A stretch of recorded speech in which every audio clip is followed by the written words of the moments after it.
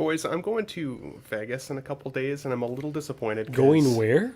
I'm going to Vegas.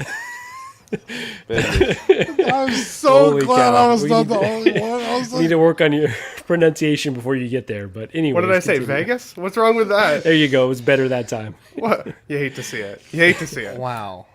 Canceled right Anyways, after Canada from Canada is going to Vegas, and I'm not getting a chance to see Dean and Zach live in person like I was expecting to. You're breaking my heart. Jackpot. No, I'm kidding. But boys, wow. Now, how dare you? How dare you. That's a bingo. I've been sick for the last like 5 days. I even called Oh, in sick to boy. work today. And Shauna has been bringing me liquid echinacea, which Like a tastes what? like, it's called echinacea. It tastes like liquid Bless you. raisins. It's the worst.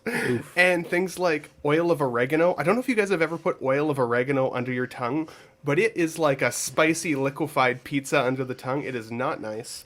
Yikes. And then tons of vitamin C. And she's just packing it into me. So my question for where? you boys. Wow. Okay. Because- Using the Baldo. We're a worldly group here. We're a worldly group. I need something else to take for medicine because I can't take any more oil of oregano.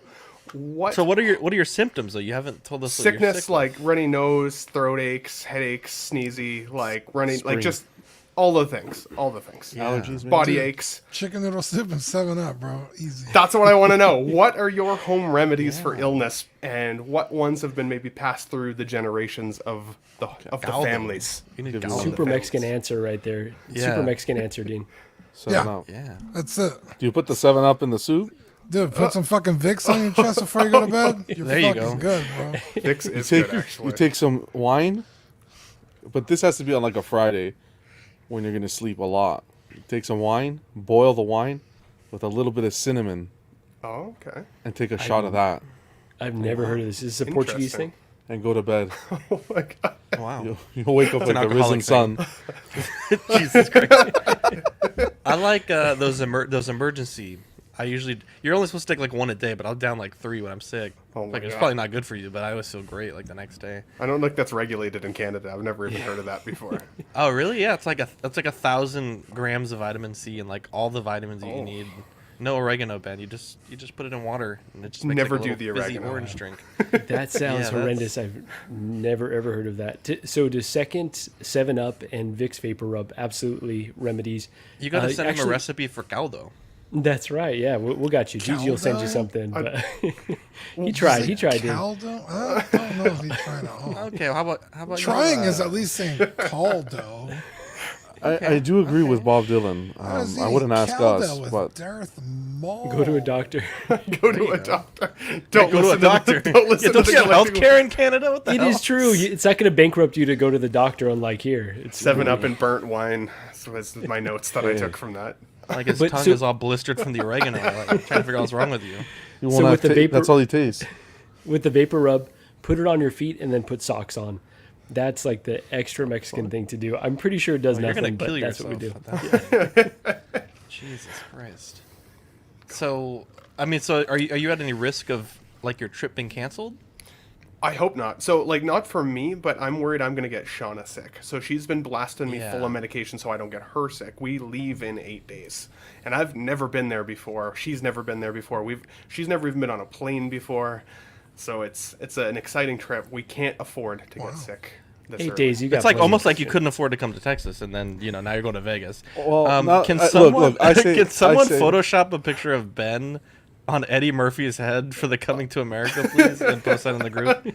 I would love to see that. I say this change in plan and it's sending you to Vegas, 10 grand on black, baby. Just walk 10 in grand on there, MGM grand, 10 grand on black. When I win, I'll think of John.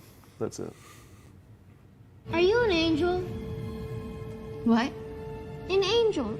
I heard the deep space pilots talk about them. They're the most beautiful creatures in the universe.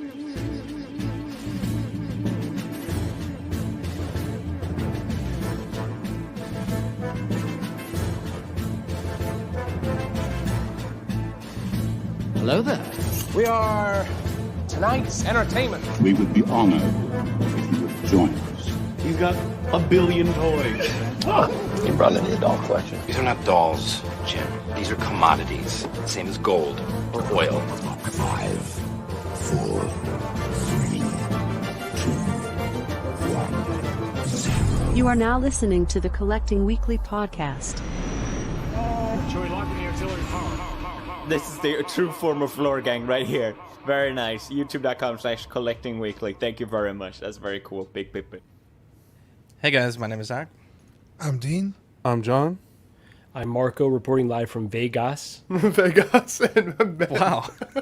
Welcome to this week's I episode. did not say it like that. Well, Watch it back. Check the tape. Yeah, Check check the the tape. Welcome to this week's episode of Collecting Weekly. It's the weekly podcast where my friends and I talk about the things that matter the most to us this week in collecting. I can't not do it now. Let's check the tape here. What did Ben say to start the Wow, show off? live VRR. Dean says he we heard go. Fergus. No, I heard Vegas. Boys, I'm going to Vegas in a couple days. You And said I'm it like, right. I think he's good. I think he's good. It's good. I heard it with an F. Yeah. Vegas. I roll my Going to V's. the wrong place, bro. You get your money back. No wonder it was so cheap. They're sending me to Vegas. I just. Oh, he's going to boy. Vegas. He's going to pick up a figure. Whoa. Whoa, Jesus Christ. I had to be careful there because that was a lot of money. Wrong. I was walking a tightrope. Jesus Christ. Oh boy, we're already out the rails. So we're gonna have a great show today. We don't have a ton of news, but the news we do have, it'll be interesting. There's a lot of Pretty competition. cool. A lot of competition for some of this third-party stuff. Anyways, Dean, we have a very special segment that we kick off all of our shows here at Collecting Weekly. Yeah, you guys ready? Yes. It's new this week. Yeah. What'd you get new this week? I don't think I got anything, so you guys take it away. You're on me a bit. Hate to see it. I muted myself. I was checking with Alvin J because he just said that there's 3 toy stores in Vegas that I need to check out. So Alvin messaged me in the chat afterwards, good sir. I was not feeling well on the weekend, like I told you guys earlier, and I was sitting there on the couch playing some San Andreas, and Shauna walks up behind me, reaches around. Don't get excited. Whoa. Wow, one could be so lucky. Don't get excited. And hands me a Venom comic. She went to a marketplace, I guess, with her girlfriend on the weekend. They had a nice little brunch and stuff, and then she surprised me with a cool Venom comic book. So I was stoked. She doesn't treat me with like collectibles very often. I like chocolate a lot. She'll bring me a lot of chocolate. But we've been trying to hit the gym and look good for the pools in Vegas. So she treated me with this, and I was pretty stoked about it. So I wanted to share you. Don't say it like that either. You sound like I guess. Borat. Don't say it like that. Just say it like a normal person. I'm not going to make it Jeez. back from the States alive. I can see You're it not. already. Vegas, my life. Sorry, my You fiance need to here, be he's like mute. you. Yeah, don't do that, man. This is Jesus awesome. Christ. though. I'm here in the USNA. Yeah, there you go. That was damn good, actually. I should. boy. So I'm gonna miss the Tuesday show next week as a result. Okay, Maybe I you should fucking guy. tune in live on the strip and give you guys a wave, and then go back to my. That would be great. Go back to That my would hookers. be and- great. yeah. Well, we got Toy Mafia in the chat. Sam Gist, Comics, Badfish, Jazzy, Let's Go, Vintage Rebellion. Safel says, glad to have caught you guys live. Usually stuck watching the rewatch. Hope everyone is well. Hope you're well, buddy. That's awesome that you're here. 12-inch Moose Stream, Yo, Community of Collectors, Alvin, J, Tukatri, Baby Boy 562. We're back. Excited for the Ben Thomas show featuring friends. You'll love to see it. What the hell? Alid is in the chat. He says, y'all speak English. Absolute Irwin, Uncommon Flex, Tukatri. Remember when Zach used to be punctual starting the show? Okay, first off, how dare you? Second off, we're having a nice little pre-show moment. Just the what is it, 5-6 of us, and I was finishing Jeopardy. So fuck you, Tukatri. Alvin J says, waiting for dinner. My son is making lasagna by himself. I taught him well. # proud dad That's awesome. moment. The Coolio, the great and powerful Ox there, always on time, our time. I love that. Ox Wonderland tracking never updates. Jesus Christ, is John on charge of the start button on the This show took us too? savages. Oh, Savages. Wizard is never late. We're late like one time. Jesus Christ. Universal Key, evening everyone. Slifer, Jason Nelson, good evening all. Let's see. Philip the Fool. I saw Philip this weekend. What a guy. John Ortiz, Is Bob he really Dylan. a fool? No, he's a cool guy, even though he won't give up the name of who spilled the beer in my house. Bob Dylan says, take actual medicine, get tested for COVID, and I'm not even going to attempt to read that. Thank you. Fat Tyke inside. John Ortiz says, rubbing an egg. Yeah, there you go. That'll fix you right up. 160's nuts, stay out of the spice rack, and go to the medicine cabinet. Look at that. Anthony in the chat. PT Work, Sean Lockridge, Equan. You love to see it. Yeah, great showing there. If Sean walks down the stairs later and I'm in the kitchen rubbing an egg, like I blame this show. I'm just saying. Wow. I'm just saying. Wow. Philip the Fool, I'll forever be paying for this beer I didn't spill. Someone spilled a beer in my house, and we were watching Game of Thrones. And there was a beer it's spill. you at this point. No, there's no way. It wasn't even where I was sitting. So I shout out to Equan because, boy, Hasbro Pulse, their app, is not very intuitive. So you go on their page and they tell you there's a 30% and a 35% warehouse sale, and you're like, okay, cool. So I added a figure to my cart, and I'm like, okay, well, it's definitely not on sale. And so I was like, well, that's the end of that. So I was asking Equan, because I know he has a membership to Pulse, and I was like, hey, I don't understand. Like, there's no terms and conditions listed on this deal. It just says, 35% off if you're a Pulse member, 30% if you're not. And this figure, this Iron Man retro with the proton cannon, is in the sales page. I was like, I don't understand why it's not working. And he's like, oh yeah, you have to spend $75-$80, whatever. It's like, okay, well that's stupid because it doesn't say that anywhere on the website. Even on the big ass graphic, it just says take 35% off your whole cart. And so I was like, okay, well I'll just get 2 of them because I couldn't figure out what else to get. And holy shit, this figure is awesome. Now, at first, when I was looking at the reviews, I was thinking like, man, those dummies can't pose. Like, it can't be that hard to make this dude hold this cannon, just standing up without the little plastic piece. It's bigger than the figure, though. It's huge. It's hard to really put into perspective how huge this cannon is, and it is dense. It's like like you could put this in a sock and beat the hell out of somebody. Wow.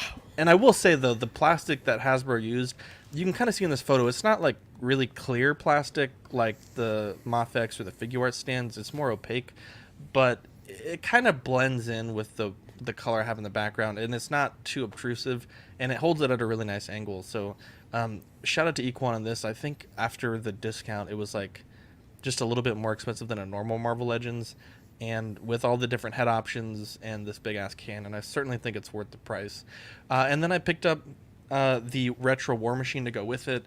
It was on sale on Amazon Prime, and I was looking at some of the different cel-shaded figures, and the Cyclops caught my eye, but I missed the boat on this one, and so he's like $50-$60.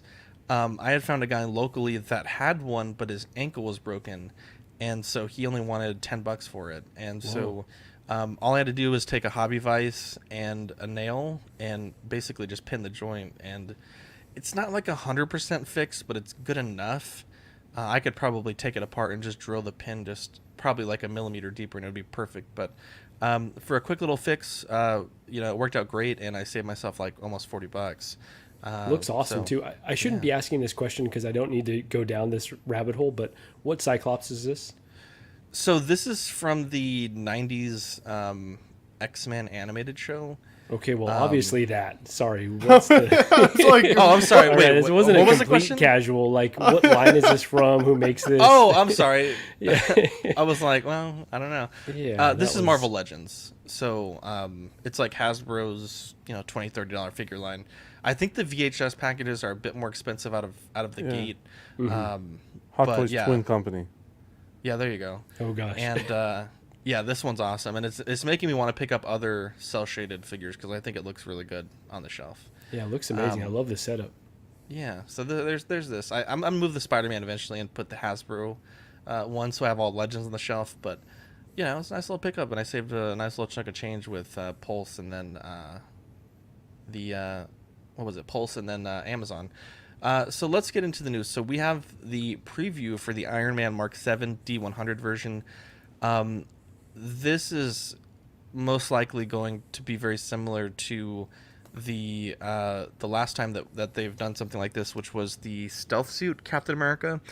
So it looks like Sideshow again was given 300 pieces and you have to kind of go through the RSVP system in order to potentially get one. Now, I want to say last time, John or Dean or anyone on the panel, if you guys can remember, the special bonus wasn't actually an accessory for the figure. I think it was like a coupon code that you actually could not use on the figure. So it's like you had to buy something different. Is that correct with what's attached to this one? That's right. It was a 30% off coupon. Gotcha. So this you one, couldn't use on the cap. You're right. Okay, exactly. So in this case, when you RSVP, you do get that special bonus, and it is another coupon. Now, I hope that Sideshow has learned from their experience, from all the collectors that were upset that, were stuck on a loading page or their website crashed. I doubt it, because I think it's somehow these server issues still happen. But it didn't go up today, so for some reason I just had assumed it would, and it hadn't. So we'll see when this goes up. We'll, of course, update you guys on how that goes. But looking at the figure, it's very Silver Centurion color scheme, so it's mostly red and silver. And you do get this really sick, like, Avengers A motif on the back, which I think looks really good. It does come on and off the base, which is really neat. But if you have the Mark 7, you're pretty familiar with the articulation and the accessories that you get with this. So I don't really think that they've re-engineered anything as far as I can see on just a quick cursory glance. My only complaint really about this, and again, we don't have the price point, is the logo. While it does look really good, and I do like the theme that they're going for, I would have liked for them to lean a bit more heavily into the Disney 100 branding and do a Disney logo back there. The Avengers logo, we've seen that on a bunch of different Hot Toys stuff, but I feel like to really make it feel special, since this suit, is just kind of a color combination they've made for this figure, I think it would have been nice, maybe instead of Marvel in the front, if this said D100, or even if the backdrop on the back had some sort of Disney castle or something similar, just to tie it better into the D100 theme. What do you think about it, Dean? Yeah, it's it's a reissue. It's a little different, but just the colors, it's just another Mark 7. I like it about as much as I like Neon Tech. I think it's fucking worthless, but it still looks cool. Objectively, it's a cool figure. I used to own the Mark 7. But again, it's not from any particular movie or scene, so it's like, what's the point? Just my opinion. Nick's Collection says Howard Chan defended his championship and immediately announced another Iron Man. What a power move. I know that the video's not up, but Nick's Collection this weekend had done a, I don't know the exact term because I'm not that into wrestling, but it was like a 30-man match, which was, thank you, Royal Rumble, which I didn't know how that was going to go. I thought all 30 were going to start in the ring at once. I was like, bro, that's going to be fucking madness. But it was such a fun watch. In fact, we had a video that was supposed to go live during his stream, and we bumped it back. I was like, bro, this is fucking wild. So I hope that Nick does something like that again in the future. I know he had to take it down for different reasons, but it was an experience, and it was kind of one of those you had to be there moments, which you don't often get in this streaming hobby, I guess. But it was awesome. You could really tell he put a lot of time and effort into it. So I just wanted to commend him on that. And I've got an idea for his next boss. If he ever does another one, and I hope he does, I got an idea for the final boss. Thanks. Thank you, Marco. I'll take the honors. Yeah, Phillips is one of the funnest times I've had watching a stream. So, John, a remake, a reissue in celebration of 100 years of Disney. Does this get the Everyday Collector seal of approval for the limited nature? No, it's not limited. It's limited to Sideshow, but then you can just go on wherever else and pick it up. I think it's 1,500 worldwide. Yeah, it is limited worldwide. Is there a number on it? Is there a number on any packaging? Is there going to be a number on under the base, under his foot? Not that we've seen. So, come on. If you're going to make it a low ES, put an ES on it. Put some. Agreed. Right. Totally. Put an. Don't tell me it's going to be 1,500 and then we don't understand if it's going to be Sideshow or this, that. Put an ES on it. This just shows you how their business. Bob Dylan says, rumor has it Instead of divorcing his wife, Howard sent her to the tanning salon and gave her a new name. Jesus Thanks, Bob, Christ. for the super chat. That's awesome.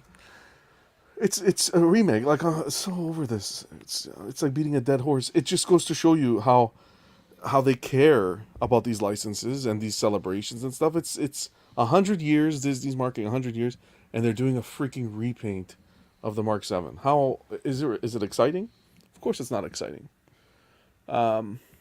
Do like something cool, something different. I don't know. This is not different. This is that thing. What is he standing on? It looks like it's an award.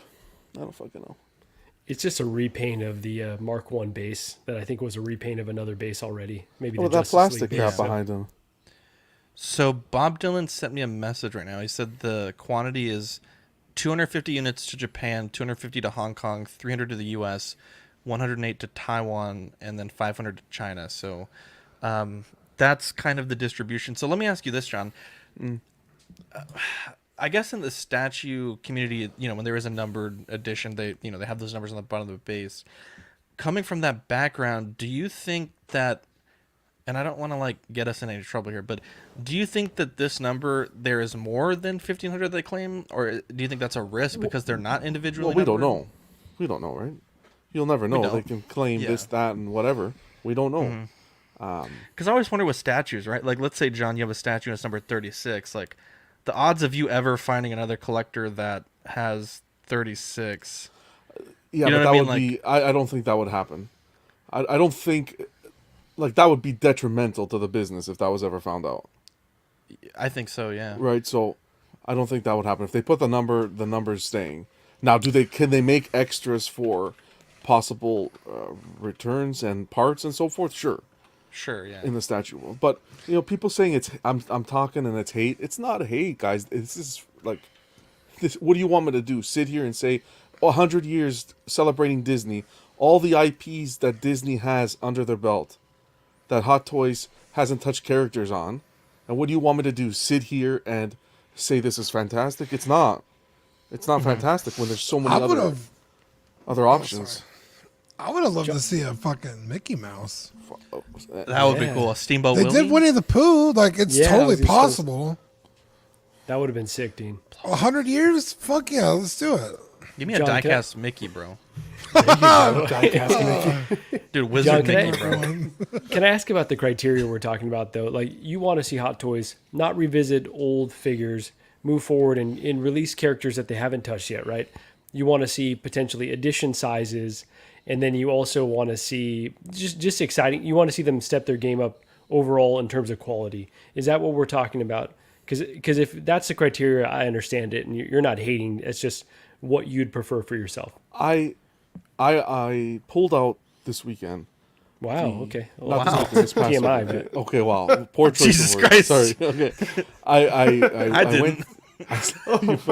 I saw the DX06, the Jack Sparrow, this weekend. I pulled that out of the storage, and Bespin Luke, and I opened them up, and when you open them up for figures that were released, God knows how long ago, the black foam, the nice built of the box, the art on the box, the panel when you open the box that came with the little verbatim on Star Wars, the way the figures were placed and displayed, like we were paying for the experience. That was like a premium experience. What they're giving us now is horse shit. And that's just it, end of story. It is horse shit. And every day that goes by, it's getting worse and worse with every release that they're putting out. It started to get a little bit good. We got to a little point where we were like, wow, maybe they're waking up a little bit. They got the competition. Yeah. No, it's right back. We spoke way too early. Right back down. Right back I didn't down. feel like NR kept the pressure, right? Because they haven't really done a lot in the past few months. Let me just address Mars a few of these Toys comments has. here. Oh, Mars Toys has been stepping it up big time. I'd buy They a really Mars have. Toys over a Hot Toy any day right now. Yeah, Mark Choi says this. They really should have added some sort of custom markings or something. It's kind of boring. Nothing of this screams Disney 100 year. And then Vintage Rebellion, great comment here. Who cares about celebrating 100 years of the Destroyer of Worlds? Their only original good stuff in the last 20 years is Pixar, and they can also thank Lucas for that. Yeah, they should definitely. I think First season of Mando was like good. a Mickey or something like that, like something Yeah. more tied to Disney because. Yeah, Iron Man's not Disney at the heart of it. Well, not Toy for the Story- majority no. of the 100 years, right? Wait, Right, Toy that's what I'm Story's saying. Disney, Because For the past, because what, 20 correct years? me if I'm wrong. Yeah, correct me if I'm wrong, Dean, but didn't Disney buy Marvel? Because it hasn't always been owned by Disney, correct? Yeah, so remember when Spider-Man, Sony made the Spider-Man movie? Yeah. Sony bought Spider-Man because Marvel was Marvel about to sold go it. out of business. Yeah. They needed money. And then shortly after that, the movie did well. Disney was like, fuck it, let's just buy Marvel and start pumping out these movies because these fucking superhero movies are doing good. I do think we missed a step though, Dean. I think Marvel Studios kind of started as its own venture, and then after a few successful films, then Disney came in and bought them. So I think you're right in terms of like Spider-Man kicked off these like really successful. but I'm saying like Marvel was in financial trouble. Yeah, 100%. Way before that. Yeah. That's why they sold Spider-Man or the rights to it. Bring me Spider-Man. This isn't Bob for Dylan. our market. That's just This Mark 7 variant ended up produced in higher numbers than Kang. Yikes. I can't wait for people to say, "Oh my god, this is so great." So This is an amazing release. I mean, John, you might expect me to be super rainbowy about this. No, but not even- you. I'm just saying in no, general. I know. But even me, normally I try to defend releases like this, and I'm having a hard time doing it myself. I think it looks cool. I do like the color scheme. I've got the Mark 7 sitting beside me right now, and I have to say, like, this feels kind of like a watered down version of the original release. It's not even taken all of the accessories that one came with. I mean, my original here has the battle damaged components. He's able to convert into that pod that saves Tony Stark out the window of the Avengers Tower. He's got the Tony Stark head sculpt. Like, this guy has none of that stuff. And to me, like, for my own collection, I honestly, like, I agree with you, John. It kind of looks like a trophy. And if you maybe, like, were just an Iron Man fan but not necessarily a figure collector, this could be kind of a cool piece in a movie room or something along those lines. But I don't think I would ever display it with this backdrop, with this figure anyways. It would just go in with the rest of my collection. I would have definitely wanted to see something else. I'm not sure what that would be. I do wonder if this is just the first of a couple we're going to see of this Disney 100 series. We saw those Cause babies come out recently as well. There's kind of the small version of this figure. We saw that Black Panther and the Iron Spider. But Disney also owns franchises like Star Wars and stuff like that. Like, what if we get like a white Darth Vader or like anything cool that's just like that stream as well. Like, there has to be more than just this, because to me this feels unfortunately a little bit watered down, and it's about the same price as my original Mark 7. It's just stripped down. It doesn't come with as much. Did they already say the price? Do we have Ben? pricing on this one? I thought it was $405, but I could have been wrong. I thought I saw Okay, that. I hadn't seen that yet. How about a happy? Either way, I hope it's cheaper. See, that would almost be better because Jon Favreau's done a tremendous amount for Disney. That'd actually make more sense than Of course this. it would make more sense. I will say though, I do like this base a lot. Like, not the base, but the little thing in background? the back. It's like reflective. I don't know. It's really doing It's probably something going to for be me. extra cheap though, honestly. Like, That reminds me of You're the inner probably box. not Sort of wrong. stuff. It looks like it could even be cardboard, like up near the right side of his head. Oh, but Ben, this don't very do this to tip me, corner, Ben. you can see it like tilted just Oh, a little Dean. bit. I think Oh. it's cardboard. How It's dare probably- you, probably Ben? is, I ain't or just making really cheap that plastic. bet. That Ben's doesn't cardboard. look like Because he's- they've Yeah. been fucking using cardboard lately. So. That thing looks buy like the it. same shape as the in-our box. But yeah. Jesus Christ, it kind of does. So this is actually like the perfect release for me, honestly, because it gets to be limited. I will get The up right folks now. that want limited stuff, they get to go chase this. But someone that's going to miss out like myself is not going to have any FOMO. I think it looks cool, honestly. Like, they did a decent enough repaint of whatever the heck this base is. And like Zach said, it's kind of cool. Like, it's a little different. It's Disney 100, so obviously the Disney collectors, it brings something new to it. But just like with this, I mean, even a step below the stealth suit cap, I'm not going to feel any type of way about not having this in my collection. If they did like the Mickey, like Dean said, or something that was very unique, and then I only have a 300 only 300 figures out there, so a very small percentage that I would get it and would have to chase it on the aftermarket. Again, that would remind me of the sneaker game, which I got out of, or I'm like tangentially still in.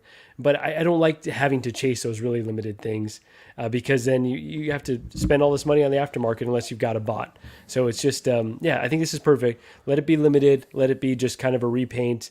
And they didn't do it on like a new cool release. Make those really cool items wider runs. Oh, it's not fun though. Shout out to the bots. We got a little bit of a bot surprise later. Wasteland Ranger by Present Toys. This is Mad Max. And Marco, I'm going to start with you because there was a little bit of, I guess, like some background stuff surrounding this that some people were disappointed. And I'll be honest, I don't fully understand it. And so I'd rather lean on your expertise here. And shout out to Big Breda because I know he had kind of clarified some stuff for us. But go ahead, Marco.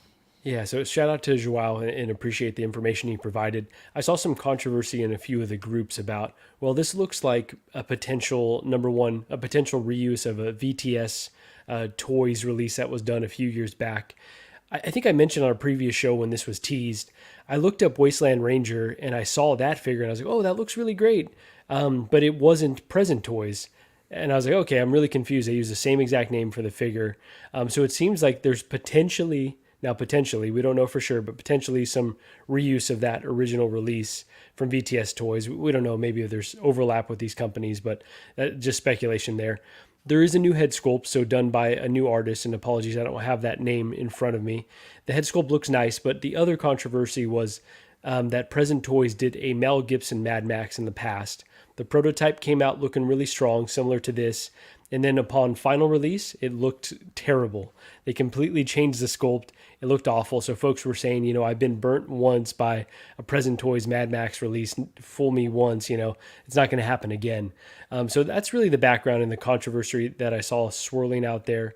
So I guess, approach this release with a bit of caution because it's not completely straightforward. Awesome. Thank you for that. And then just an update on the pricing on this one. It's $210 releasing Q4 2023 to Q1 2024. I think it looks good. I think the portrait is pretty soft. It just seems too clean for this character. But I mean, I think the outfit's good. I can't really speak on that VTS controversy, but it is kind of weird that they're using the same name for these figures. I mean, I think it looks okay. I think it could certainly be weathered more, but outside of that, $210's not too bad value for the money. Dean, what do you think about this? In terms of the controversy, I've said it before, just pirates stealing from pirates. It's like, I don't give a shit. Like, you know what I mean? Like, you already did a bad thing. Somebody else is doing a bad thing to you. Yeah, exactly. So I personally don't see any huge deal with it. But this is a figure I kind of want in my collection. The original one is going for stupid money lately. Because I tried to look for one a few weeks ago, and it was like, man, up in the threes, like mid to high threes. I was like, fuck that. I don't like the movie that much. But yeah, I love this movie. Fury Road was badass. Wow. One time we agree. Oh, you liked it? Okay, good. Heck yeah, that's one of my We're going to talk about a favorite. movie later today, and Ooh. I'm going to fucking lay into you. Okay. Oh, heavily. Yeah, so this is cool to see. 210, not bad. Not what I would want to pay, but it's not terrible. I would say more like 180. But it's got, a lot of accessories, so maybe 210 is okay. It's good. You can use the portrait on your Venom figure. Bro, honestly, this looks like my There you fucking brother-in-law. Like, they could be brothers, I swear to God. The one with the mask or without? Tom Hardy. The actor Tom Hardy. Yeah, 210's not bad what you're getting out of the box. Where else are we getting this character? I haven't watched this movie, though, to be honest.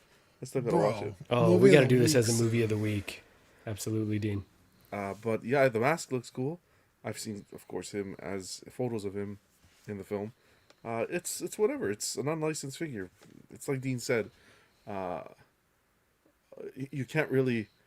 It's calling a pear whatever. I'm not even going to come up with an analogy, but wow, it's calling a pear a tomato. Who knows? It's an unlicensed company going to complain about an unlicensed company taking their unlicensed figure and making their own figure. It's stupid. You can't. The world we live in, John. Whatever. I want to touch this. Go ahead. I love how he trails off a little bit sometimes. It's I like, know, it's fuck. It's whatever. Can't even handle it. We've broken him at that point. I don't think the sculpt is as soft as you said, by the way, Zach. I do feel like the hair looks a little bit like when I was in, like, I don't know, like grade 7 and 8, and I was using Dippity Doo to, like, have, like, ice, like, spikes in my hair a little bit. Use Dippity Doo. Is Canada a real place? What the fuck? Here's the question. I bought some You guys Dippity didn't Doo have with my Dippity Looney Doo? Tunes. Oh my I went God. down to the Timmy Hortons and they had a buy one get one on the Dippity Dip Doos. it. What color bottle? It was the pink one and the light blue one. yes, Either one. blue. Yeah. It was the medium hold or the strong hold. I think the pink was Dippity pink- Doo, someone pink pull up. Dippity Doo was strong hold. Wow! I just see From what I Black can myself. remember. bottle. The Dippity Doo was clear, so God I damn still it. use that shit. I'll tell you, that's the Yeah. I used to want a full bottle when I'd get down to the last little bit. And my stepdad would combine all the bottles and then put it back under the sink, and I wouldn't notice. fucking Apparently, You put a little bit of water and you shake the bottle. Dippity Doo is the shit, or that, or Ice Spiker. But anyways, point is, I think the hair is the soft part on the sculpt, not necessarily the face. I think it does look like Tom Hardy. I do appreciate the fact that they're giving us the arms, like the forearms attached to the wrists. I've always hated wrist pegs, so I think that is pretty cool. And I hope more companies start adopting that a little bit more often, because for me that just adds to the figure and the likeness of the character, or the actor. I don't think I'll buy it though. Not gonna lie. Even though I liked the movie, if this guy doesn't come with any level of companion piece, I don't think I'd want him just standing by himself. I'd want a Charlize Theron. I'd want the bad guy from that film. I can't remember what his name was, but he was like the big white-haired guy with the mask and stuff. Like, You would get a was 1/6 pretty of that epic. guy. He's like He was horrifying. epic and scary, but it would be cool. It would be a cool pairing with this figure. So Doesn't he look too skinny? They make those figures, not present toys, but you could get both those figures. you can get those. I would Yeah. look that up. That's pretty. Furiosa cool. Furiosa, would there's a be dope. Furiosa figure and that guy. Doesn't he There you look go. Fill up skinny the on full set. photo on the right? Immortal Joe. Immortal Joe. Thank you. But John, you're right. He does look too skinny. He looks too thin. But also, if I was going to have a Mad Max line, I'd want to have a 1/6 scale Mad Max car of some sort. There are some pretty cool vehicle mods that you can Just do get the on a Hot Toys 6 scale DeLorean. car. It'll look like Mad Max Fury. Wow, He's not wrong. dude, the Ford Falcon, bro. Yeah. Jesus Christ. That's funny. Even the Batmobile from the new film, I feel like you could mod to make it look like a Mad Max car of some sort. Now you're talking, If you Ben. wanted. For sure. There we go. So I Dippity loved Doo. this film, Dippity Doo. Oh gosh, we need that as a sticker for sure. I loved this film. I've thought about like, oh, it'd be really great to add a Mad Max. Tom Hardy, love the actor. I agree with John. It's a bit too thin. I agree with Ben. The hair is like, yeah, that's throwing me off here. But I think overall, it's like a really nice looking figure. And if it comes out anywhere near the prototype that I saw for that VTS version, this is one that I'm definitely interested in. 210 is tough though. That is tough because that is pretty close to a Hot Toys right there. And it's like, I mean, you're it is, substituting. Yeah, basically, like you're substituting a Hot Toys that you would add for this. But I like the film enough that I would really highly consider it. So I think Kit has a cutoff date on his website, and so I definitely need to do some soul searching in between now and then. Wow. Jesus, I just saw Ben's private chat. Jesus Christ. Yeah, I'm not interested. And I found this sound, and I feel like we're going to use this a lot on the show, and I just want to play it. I tried playing it in the middle of our rant, but I guess it was too loud, so I had to edit it. But this is going to be my new favorite button on the show. Wow! I just saved myself $150. Anyways, so Present Toys, they're getting into the Ghost Hunting Squad game. Just keeps getting worse. Yeah, so it looks like I think it was last week or the week before we had talked about the third-party Ghostbusters starting to begin being prototyped. no prices on these yet. I think the Venkman looks okay. The Zedmore, maybe not the best angle, but Present Toys, I certainly think they're up there with some of the better third-party companies. So at present, I think a set just sold on BST for, I think it was $1,300. So, and that was quite low. Ones? The Blitz ones, that was quite low compared to what they normally go for. So, if you're a fan of the Ghost Hunting Squad, and maybe you're getting that second Ecto 1 and you don't want to break the bank, this could be an option. But yeah, so there's that. Present Toys is making that. Yeah, are these... forgive me if I'm wrong. That's why I'm asking. Are these for the newest movie or the original Ghostbusters? The original. No, this is for the older films. For the originals, Because they're much older in the. That's a good question, though, Dean. Yeah, because the one on the right, what's his name? Winston. Winston Zedmore. Winston, he looks old as shit in this photo. I don't think it's a good photo. That's what I'm saying. It's not a good angle. I think the Venkman looks pretty good from this angle. He has no neck. Well, none of us have. He's on CW. You should give him a panel because he'll fucking give him a square here. He'll fit right in. Yeah, I don't. They look way too old for the first movie. So I think they look pretty bad. Damn it, Ben. Where was this image? Here, let's. We got another image here from Ben. Joao actually shared it with me the other day. I forgot to send it to you guys. You hate to see it. Oh, you Credit to Joao forgot, Brenna. did you? I did. bet it was going to be on his Sunday show. No, it was on my last Sunday show. Oh, you already covered it. How dare you? Fake fan, Dean. Fake fan. The slow knife cuts the. I forgot to send it. That's my fault. Right. No, we get his dippity doo jokes. That's Wow. Okay, fair trade. Jesus Christ, Ben. Take away his 11 points. I think it my 11 points. Oh my god. All right, Zach, relax with the clips today. How dare you? How dare you? So this segment, I can't believe we're actually extending this segment. It's just so very simple. It's just save your money and get the Blitzway ones until they do. This is bad. What is this? This is worse. Save your money and get the proper set. Okay, I take back the nice things that I said about this.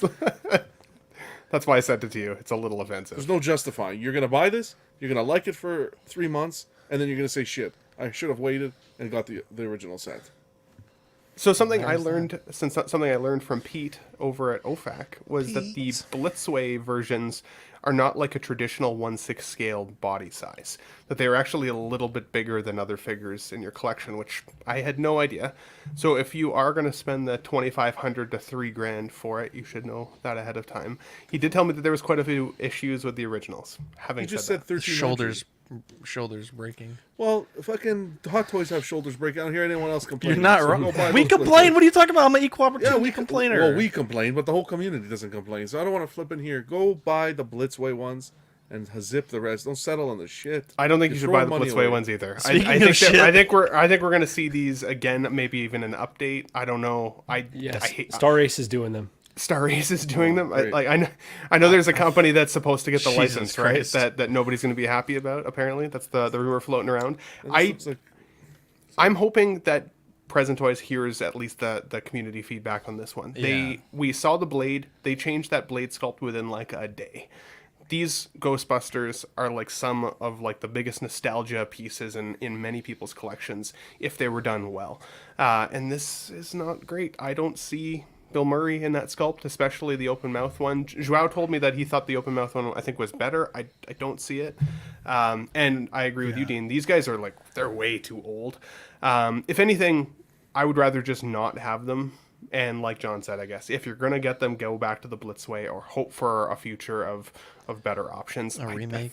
These just look a little cheap. I also think that, and I could be wrong. So this is more like thank you, sir, being skeptical, but I don't even think that the proton packs that are on them. I'm pretty sure it said in Kit's message that those are actually the Blitzway proton packs. That they're not actually even Present Toys ones yet. That those haven't actually been fully rendered yet. So TK. It says shoulder joints are breaking, heads are being held together by blue tack. What is going on? We will touch on all of that after the mid-show break. Marco, anything you want to add here? No, these are atrocious. Pass. Wait it out, like Ben said. Speaking of atrocious, we have The Fern's Last uncle. Father by Toys Era. This is bad. This is Joel from The Last of Us, and I don't know why they made him look like a Cro-Magnon. He looks awful. He looks bird-like, honestly. He looks. This is bad. It's like when the tomato starts to go soft in the fridge. Jesus Christ. Fern's uncle. Why the It's like fuck when are the there many dippity-doos been mixed together sunglasses? too many times. He's got a lot of forehead. Foreheads are Could land Ox Airlines on that forehead. My goodness. Bro. Ellie wouldn't. I won't spoil it. No. Jesus Christ. Yeah, I don't Wait even really want for to. Mars Toys. That's what. Yeah, I said. don't want to entertain it. So this is Mars Toys. There This you is go. their prototype, and then the paint up of that prototype, which I not will very say, good admittedly, either. is not that great. It's pretty Yeah. soft. So I don't understand what's happening here. And There's a full video of that Mars Toys one though, and it looks significantly better if you see Okay. the full video. I would say. Yeah, and then At least it looks like she saw a Limb little bit too Toys. much of, She's seen some shit, John. Limb Toys is also working on these. So, as Dean always says, when this stuff comes out, you're gonna have the pick of the litter. You could pick, whichever one fits your budget and your accuracy scale. You have plenty of choices, and I want to say, I've heard a rumor, or maybe I'm just thinking of this, but I thought I heard that there was a license company also looking into doing the HBO figures. So definitely looks like we have two options for the Pedro version and then the video game version as well. So plenty of choices there. Dean, this was pretty exciting for you. VTS Golden Order, $270 for the regular, $430 for the deluxe, releasing Q4 2023. Tell me what this is and which version you would get.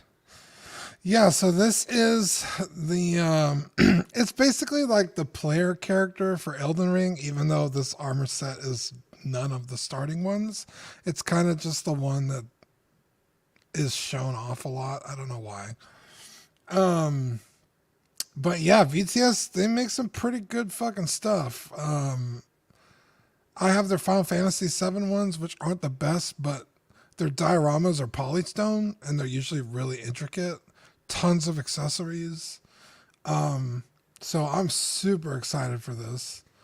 It comes. Can you tell me what these things are? Because I assume they have some significance. Because I'm looking at this and it looks like my 3D printing Is that a junk furl pile. finger?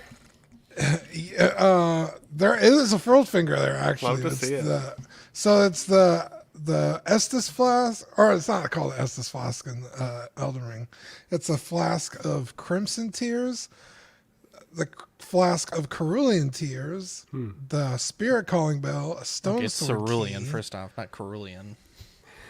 Well, I I had to get you back earlier for the Galdo thing. Anyway, there's the Dragon Heart of Golden Pickle Foulfoot, the Festering Finger, which is I believe used for invasions. Like Ben Saturday Night. A torch. Yeah. No Erdleaf here? No Erdleaf. I want to Surprisingly, say no that's a Erdleaf. smithing stone in the middle. I'm not sure. And the blade, I don't know what little dagger that is because it's not the black knife. It's the one that cuts the deepest.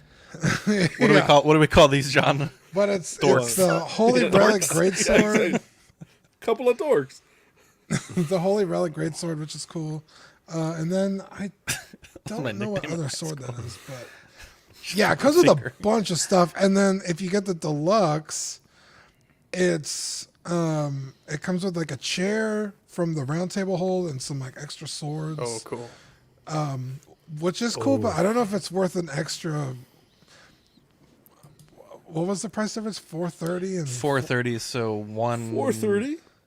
$150. I don't know. I'm not good at math. That's Something fucking like that. sick, though, Dean. You need this. Like, you need yeah, the I'm full probably deluxe gonna set. spring for this only Why because is he Elden Ring sitting is like that, so though? important to me. Yeah, because that's not even the Elden Throne. I don't know. like that's from the round table hold, but it Does comes he come with the Elden Rings? There is actually no ring. Wow. If I buy the deluxe, do I get my time back? It does have the Holy Order greatsword and the Why is he sitting like this? I just forgot the name of it. He's got good posture. Come on. The Grace Point? The Grace Point, thank you. I keep thinking Bonfire because I was just playing Dark Souls 3. Yeah. Yeah, the Grace Point. So That- I'm that's probably some- going to spring for this. That's some deep cut accessories. I'm not gonna lie. Like, Bro, the pickle you, foul foot, the stone sword key. yeah, like if I you love the game like Dean does, I can see why you're so excited. Like Bro, this, I played this all morning. yeah, man. I'm still playing this game. Well, and I put only 75 hours into this with you, and I still barely scratched the surface on this game. But Bro, these are some I'm cool accessories. I think I'm 700 hours in, and I'm still finding shit Jesus. I've never seen before. That is insane, buddy. That's amazing.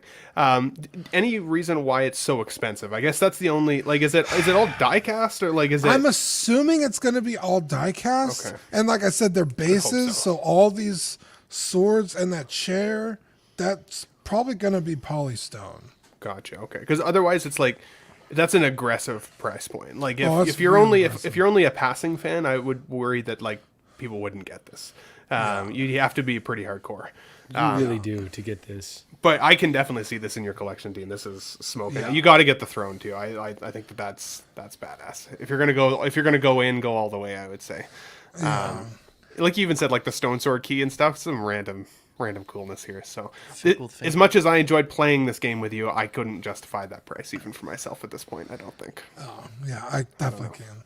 But that's the thing also is like I've never worn this armor. It's the Raging Wolf armor. I don't know if I said that. But I've never worn this armor. It's just like the default armor they show whenever they show people playing the game. Which is weird because the armor that's on the box art is the figure arts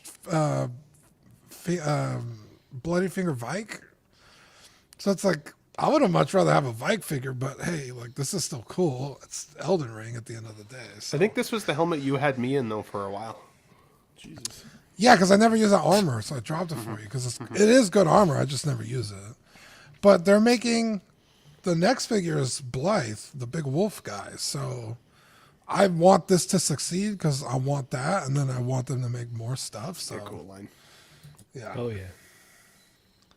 That was the nerdiest thing that has ever happened on the Say, show. John.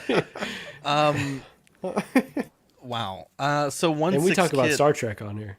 Yeah, I know. 16 kid, $10 off your first purchase on 16 kid using code CW10. Again, just the numbers, the letter CW and the numbers 10. Off the racks collectibles, you can get $15 off your $100 purchase with code CW. If you're doing a pre-order, that applies only to the final payment. If it's in stock, it'll take it off right away. So be sure to support those guys. They're doing some great business for our Collecting Weekly listeners. Now, last Wednesday, I had a comment from this gentleman here, Strange Form. He has a YouTube channel. And he had said that he had experienced a lot of the breakage issues with his DeLorean. And I want to say we shared some of his photos. He was very careful when he unboxed it, being aware of the issues. And he had some of those issues. So he made a post on his Instagram, and I'll read this here. This is an email from Sideshow. Upon double checking our current available stock, I am sorry to report that we have exhausted our supply of available replacements at this time. I'm very sorry for any disappointment that this may cause. That said, if you would like to return your item for a full refund back to your original payment method, the item is still available for pre-order on our website. Please let me know if you would like to proceed with a return for a full refund or $85 Sideshow gift card credit to keep the item as is. And so he says that, they were offered a direct exchange. He packed it up to return it, and then he received this email when they double-checked the return stock. And he's posting a video on his YouTube channel. I believe it is up by this time. And he said he's going to take the refund and pre-order it. But it seems like the DeLorean saga goes into another week. And that kind of lines up with what we were thinking when Ben had gotten that delay email. And yeah, so it looks like 85 if you want to keep it, which I think is quite low. I certainly wouldn't be taking $85. And you can hop into the back of the line and hope that they fix it in the future. So just a quick little DeLorean update. We won't spend too much time there. But there was some more issues that have kind of come up with the inner Joker now that more people are getting them in hand. So missing magnets on the deluxe Joker head sculpts. And they're saying that when they receive the figures, straight from their retailers, that there's blue tack inside the portraits. Apparently, according to HNDN and Six Scale Network, InArt has acknowledged the situation and seems to be working to make it right. Still, the QC issues are piling up, and it's very disappointing and unsettling for those of us waiting on our sets. And I certainly think, even just in our circle, we've known a few people that have had either duplicate accessories or missing accessories, people that have had magnet issues, obviously the base issues, and now blue tack. And it's just kind of... I guess my question is, for discussion, at what point do these issues become unacceptable, right? Because, even for the Ahsoka last week, we had shown some issues of people that had breakages, and it kind of got some of the eye rolls in the chat, which, everyone is entitled to their opinion. But it seems like there's quite a few issues so far that we've seen with the Joker, and... I certainly think if you get a good copy, I think it's one of the best figures ever made, mass-produced. But at what point do you start to kind of question the quality of the release? Immediately?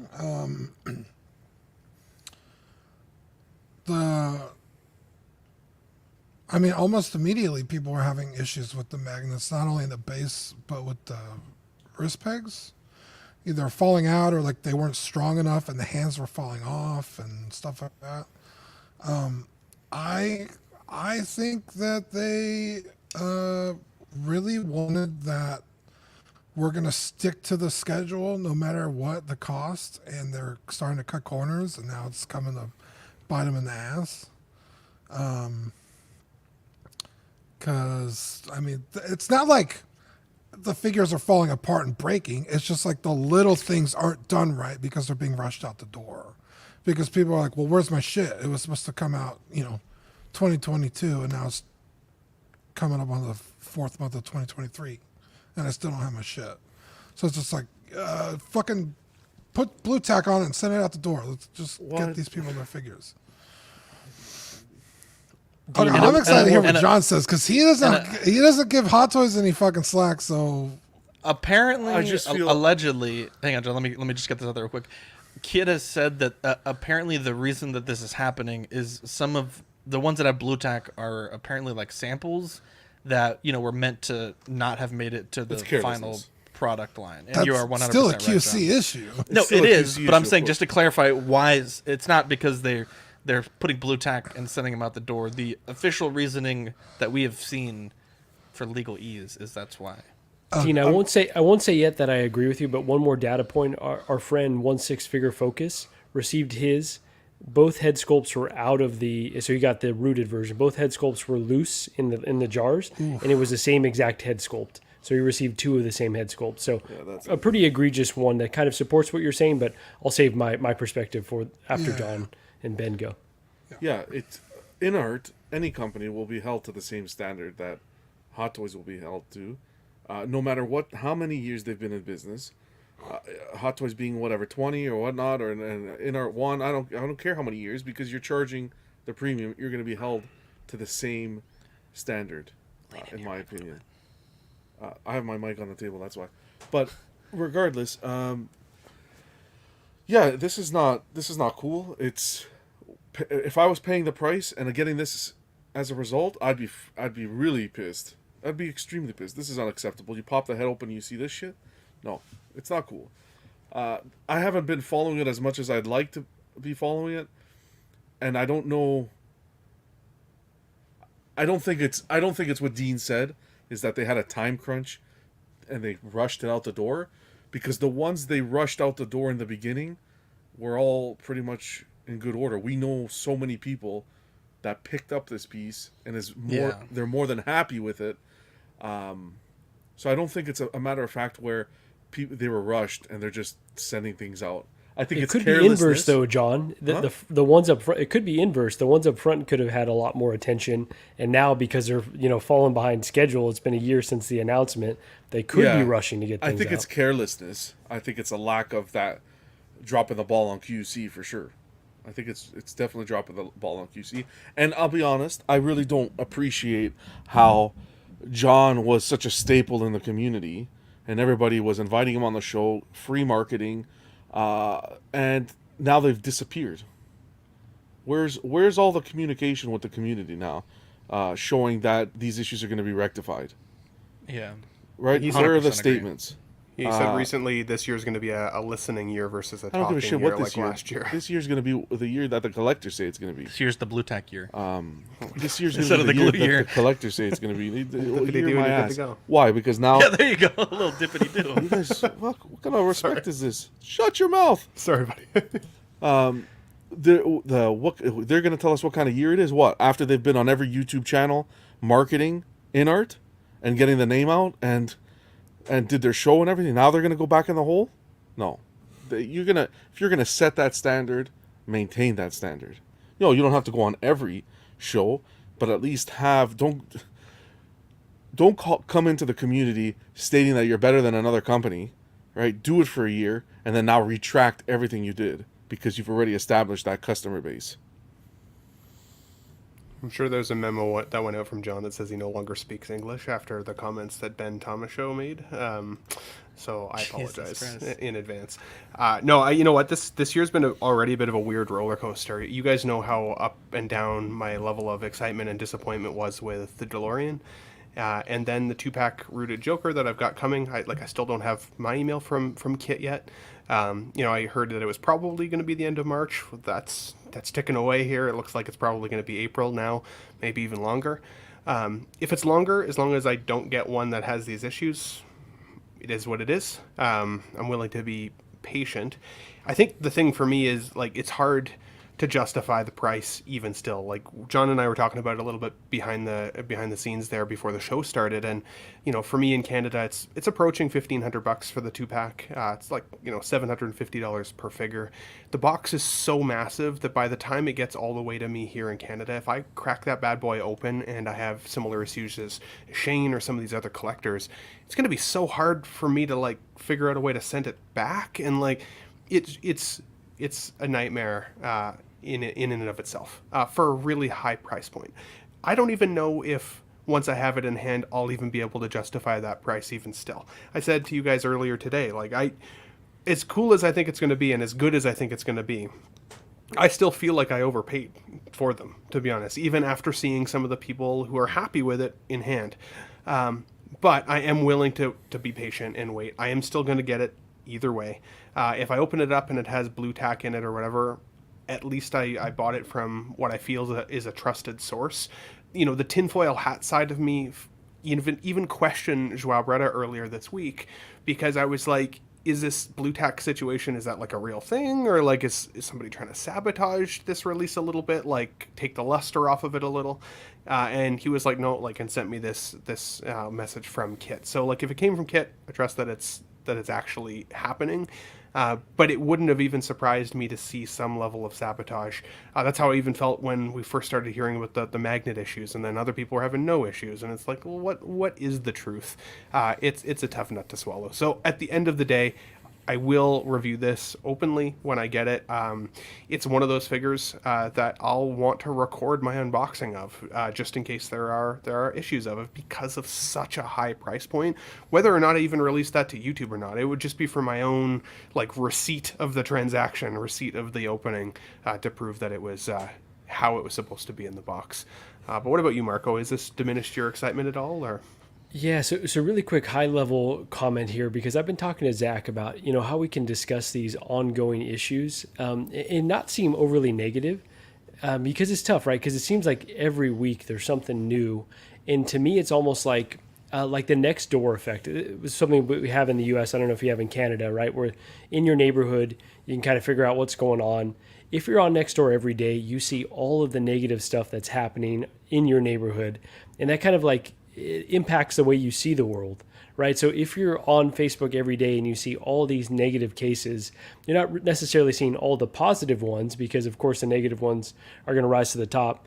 But that being said, I think it is our responsibility to share these with the community, and I'm really happy for folks that repost these to show hey, maybe you're not alone if you had the same issue.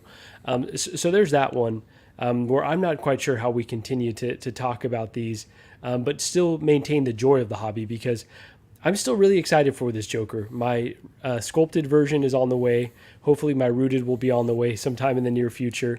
I just don't have enough data to know whether these are just a few issues, or it's like a really large ongoing issue in terms of the blue tack, in terms of the magnets, in terms of the double heads that have come for one 6-figure focus. But I am getting a bit worried. So like I mentioned with John, that because they are behind schedule, right? They've got a bunch of other releases now, and their selling point was, hey, we're going to have a quicker turnaround than Hot Toys.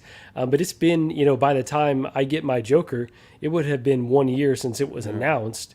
And so that's not necessarily faster than Hot Toys, maybe slightly, but they're not really living up to that portion of it. So maybe they are like, shoot, we got to get going on these, because Kit, is getting messages. I know I sent him a message like, hey, any chance when these are going to be coming? And I know I'm not alone, and I know he's not alone in terms of resellers or distributors or wholesalers, right, that may be selling this product. So everyone's getting impatient because it's like, dang, where is this thing?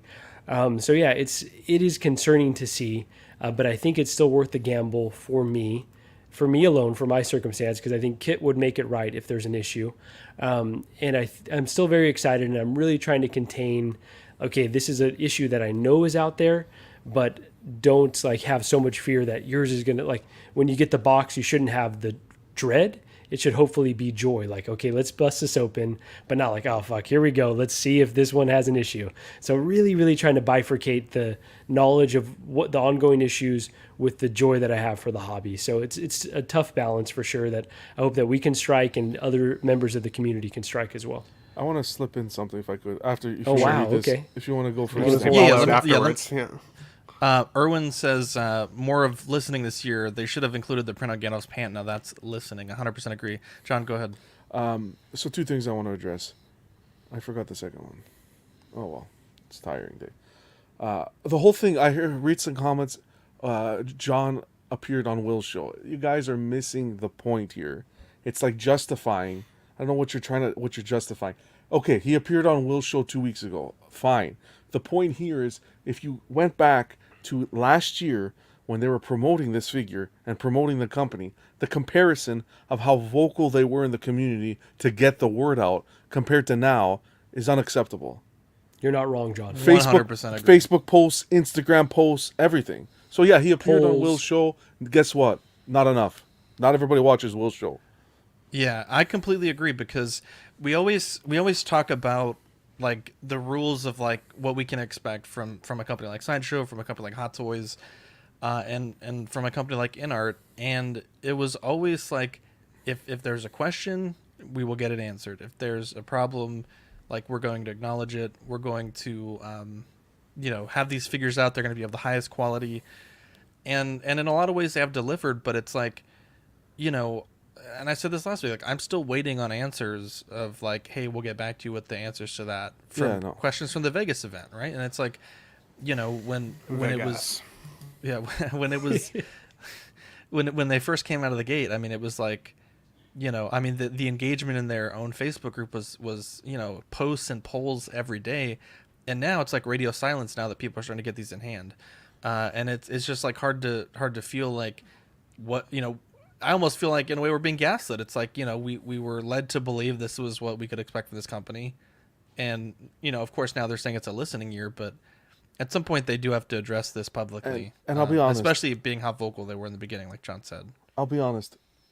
If you're a collector at this stage and you haven't received yours, in my opinion, you should be able to get your NRD back. Because, number one, look how long you've waited.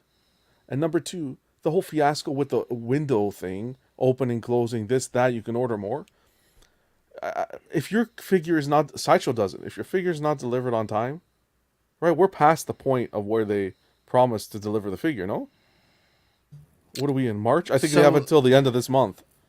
I want to say their initial estimate was last year, and technically, air quotes, people did receive the first batch. Yeah, the goal before wasn't the end of everybody to 2022. get it last year. Yeah. So But the I mean, I release think they did hit window- the target, but I feel like you're 100% right. They are starting to get behind on other things. Like if I go to Kid and I say, "Hey, I want my NRD back because I'm waiting too long," like in my opinion, I should be able to get that back.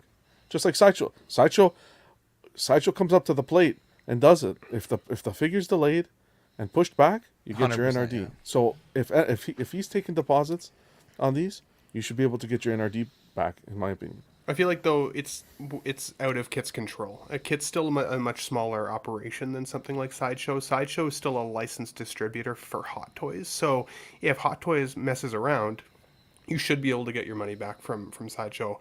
Like we're not even really supposed to be able to get these figures in but we Canada did. and US. That's not the point. Kid we took did, the money. But for sure, but he still has to overexpose himself in order to be able to get us those orders. So I agree with you that there should be a cutoff point that's like maybe he and other distributors should talk about with InArt. But I would rather that slap InArt on the wrist than the smaller distributors who are getting these figures in our Whoever hands. slaps on the wrist, who shouldn't get slapped on the wrist, is the collector. I don't care who That's gets slapped true. on the wrist. The point here is, But it should be the company that makes these. the collector should not get slapped on the wrist. And John, Yeah. I took a screenshot of 16 Kit's, solicitation, and I only have it for the standard, but I'll see if I can find it for the rooted as well. But it said available Q4 2022. So there's not a window; Yeah. it's just Q4 22.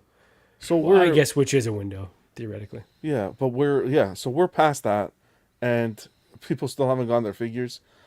Yeah. I don't know. I think there's some. I'll be frank. The way I've seen these figures being distributed and who's getting them, I think there's some funny business. Again, that's completely the everyday collector Jonathan's speculation. I thought that was Frank.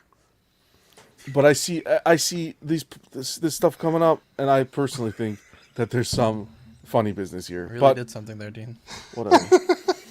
I'm just, I just get so it just boils in the blood because it's like. We'll give Dean a second here to compose himself. Only Ben laughed at that. Wow. I gotta fucking relax. I thought it was pretty Let's, good. I'm glad I was on mute though. Let's lighten up a bit. Top 3 villains you want in 6 scale that we don't have.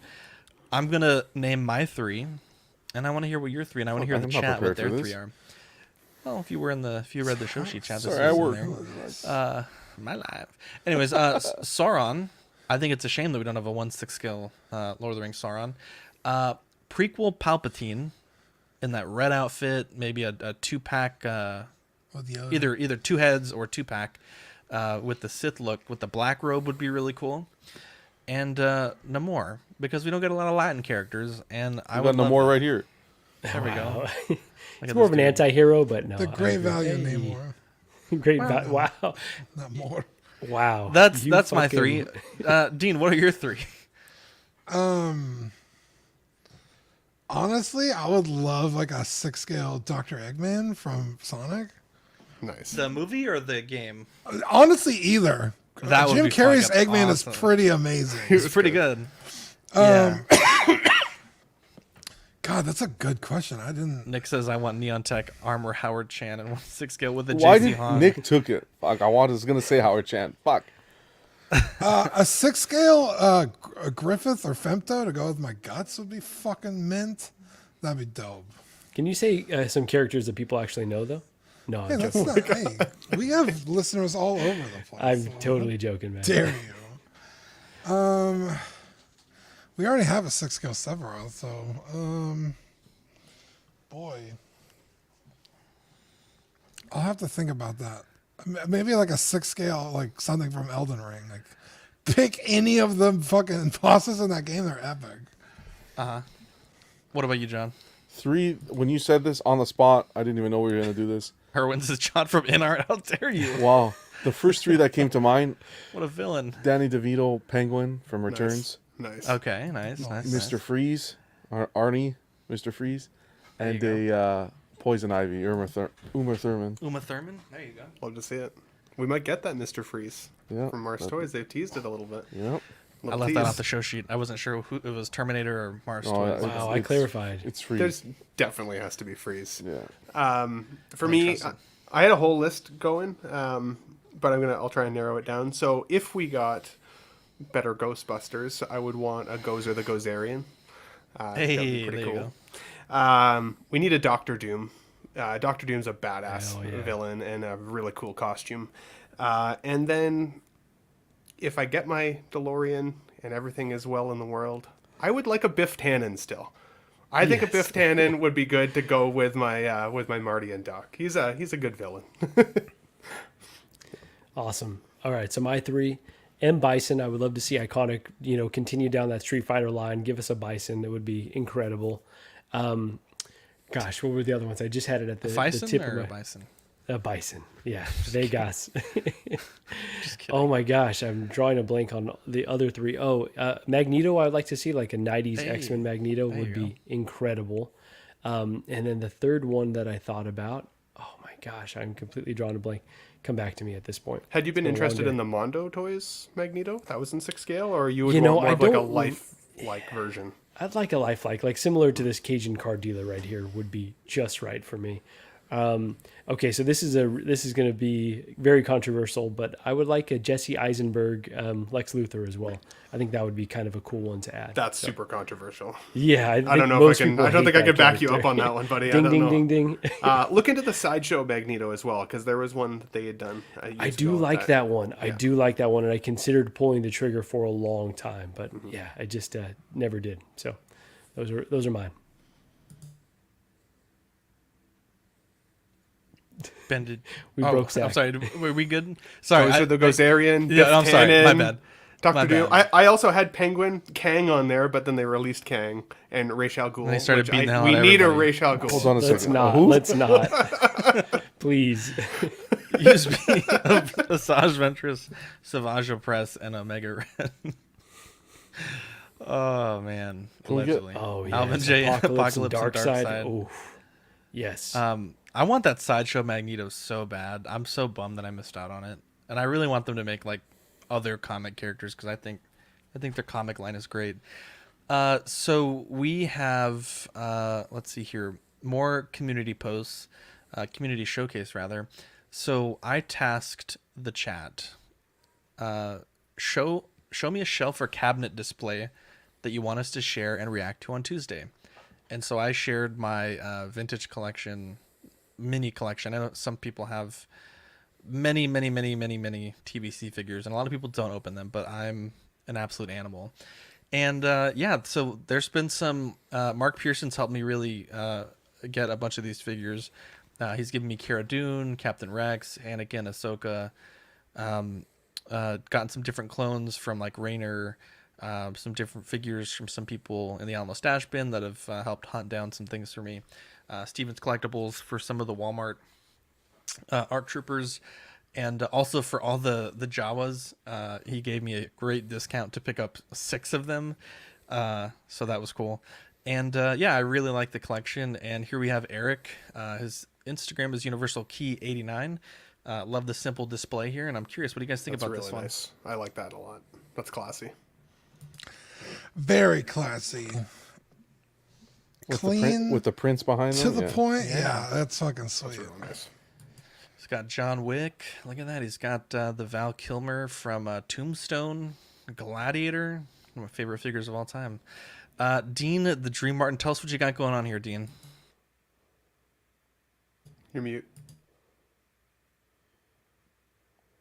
You're mute. You are on mute, my friend.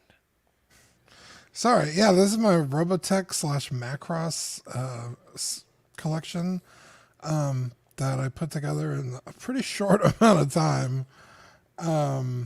But yeah, it's all different scales, all revolving around Rick Hunter or Hikaru Ichigo. Bless you. Damn it. And then Roy Fokker, his big brother or his mentor, depending on which translation. And Elisa Hayes, I got from Sweet Sweet Danny Lee. She's Rick Hunter's love interest, or one of them. But she's bae. So yeah, this is a I love this. It's literally right next to me. You can see it right here. So, Wow. I did change up the helmet display. That's now a statue, and so, but yeah. Speaking of statue, any update on your punchline? No, I'm hoping to get an email any day now that it's arrived in California, but nothing yet. There we go. Up next, we have Chris, Vintage Viewport, Vintage Kenner, Star Wars in Canadian Packaging, 1978 to 1985. This is fucking awesome. I love this. That's display. a setup. It's fucking insane, bro. That's so wild. That's beautiful. It's like a little bit of a store shelf. I love the store shelving stuff there. Up next, we have Dan Lee. He sent a bunch of pictures here of his Maja case. And I love the way that Danny has everything with the poses. Look at that jump trooper in the background. The helmet's on display. He's also got some statue stuff mixed in, some CW stuff mixed in. He's got the Everyday Collector Does Anybody Work sticker there in the front. You'll love to see that. Look at that. Look at that Scout Trooper pose there. That beautiful Wampa. Some Cos Babies, some Funko. He also has his Mando shelf, which looks fucking awesome. Bo-Katan, IG-11, and Heavy Mando. I don't remember Bo-Katan shooting her guns like that. Yeah, why are they sideways? And then he's got Boba Fett, Birdship Boba, as we call him. Yeah, Danny's really good at posing. Danny's really good at posing. He's got the Ox icon there up top, the gold label. You'll love to see it. Cuervo said he just posted something. Someone's decapitated head. I thought it was flying through the air at first. I didn't realize it was sitting on glass. I was like, that's a crazy post. There we go. Here's Cuervo's shelf here. He's got the homemade suit Spider-Man with Vulture. I think this is the Jazz Inc. one. Maybe the Toys era. Magneto, or Mysterio rather, and Green Goblin. So love to see that. And not a speck of dust on that white. Not a speck of dust. What I don't see is a Ben Thomas comment or a Marco comment or a John comment. So my heart breaks into 1,000 pieces. I don't think I read that post, to be honest. I somehow missed skipped it over that completely. entirely. Okay. Did you tag us? Somehow. The Toys era. I mean, do I have to tag you? It's in the group. Yes. I have to tag you on everything? Yes. It's in the group. It was on the pinned post. I missed it. Jesus. I've been sick. I'm thinking about Vegas. I put in the show sheet and everything. It's okay. We'll see it Sunday. Vegas. Wow. Oh, man, that's funny. So our main topic for tonight is... What? That wasn't the main topic? No, that we're just having fun. Jesus. The journey. What content creators have helped us most in our journey of content creation? And I don't want this to be like a Pat Zach on the back segment. As much as I would, I don't think That's the the chat only would reason enjoy it. that's the only reason you did this. Well, yeah, because John called me on. I was like, well, now I can't do it. So the journey. So what who's helped you? For us, so we got started pretty early, and when we were doing it, there wasn't a lot of people doing this type of stuff. And so for me, the people that helped us out the most, directly and indirectly, was Brian, Chris, and TC, the 6 Scale Scavengers. Holy shit, Paul Schreiber with the $100 super chat. Whoa, guy. Let me my hit him with this with the wow. Oh, this making me have an organism in my trousers. Wow, $100 Get super rid of chat. that one. Wow, No, give him a that's round of applause. terrible. Oh wow, That was Paul with the $100 super chat. What a great guy. What an absolute legend, Paul. Appreciate you, Paul. Yeah, so back then, we were kind of just doing it for fun. No one was really doing this stuff, and when they started also making content, I'm like super competitive. So I was like, oh, cool, like in a good way, right? In a healthy way. I was like, well, okay, so now we have like a barometer to measure our success and the things that we're doing with, and we also have someone to kind of keep us going, right? Because we don't want to be the one that like stops, right? And kind of we want to kind of keep going, and in a very friendly way, we pushed each other to be better. We constantly one-upped each other in terms of quality of our production, of our equipment. We helped each other grow along the way. We learned a lot of things, there was times where I had a lot of questions that Brian was able to help me out with how we were doing things with this kind of a format, and vice versa. And so yeah, they helped us out a bunch. Still great friends with them to this day. And for some of the new people who might not know these guys, you have them to thank for a lot of the current streamers that you listen to now, whether you know it or not. And so yeah, for us, or at least for me personally, that was the creator that helped us out the most. Big old Fern with the 99-cent super chat. Look at that, Fern. Not to be outdone there by Paul, of course. And then Aled says, I enjoy channels that produce real content rather than just throw up a stream. Thank you. Dean, so in your content creation journey, is there any creators that you would like to shout out and give them a little bit of praise? Well, my content creation was a little different just because it didn't start with this, but it did carry over, and I'll explain that in a second. And I've explained it before, but I used to DJ professionally. And, a lot of guys helped me, DJ Tonic, DJ Malik Suarez, DJ Nesio, all these guys. And one of the things they really taught me was consistency. Because, you start off at a new spot and, it might be dead for a week. It could be dead for a month. But if you put in the time and the effort, people will eventually know that they can rely on you to be there every day, that they expect you to be there. So when Zach and I started doing this, I was like, bro, we need to pick a day and we need to consistently do that day, no matter what. And so we picked Tuesdays. I don't even remember why. And that's kind of, how we started. And Zach tells the story all the time. It's like we only had one viewer in the chat for like a year, and it was me making sure the stream was running properly, and it's just like, having that faith in yourself and, eventually the viewers, that they'll find you and enjoy what you're doing, to stay consistent and know that they can depend on you. So yeah, shout out to all those guys that taught me that way before I even got into podcasting. Yeah, and one thing also, while you guys are shouting out those that have helped you, if you have any advice for new creators, because I know it seems like every day there are new people coming in. I'm going to share some, once we kind of run through the You can still listen to my mixtapes, by the way. SoundCloud.com/Dynamite. It's good shit too. John, creators that helped you and advice for new creators. I don't know. I started on my own channel a little while, and I started watching the Scavengers. They were like the first guys that I started watching and tuning in.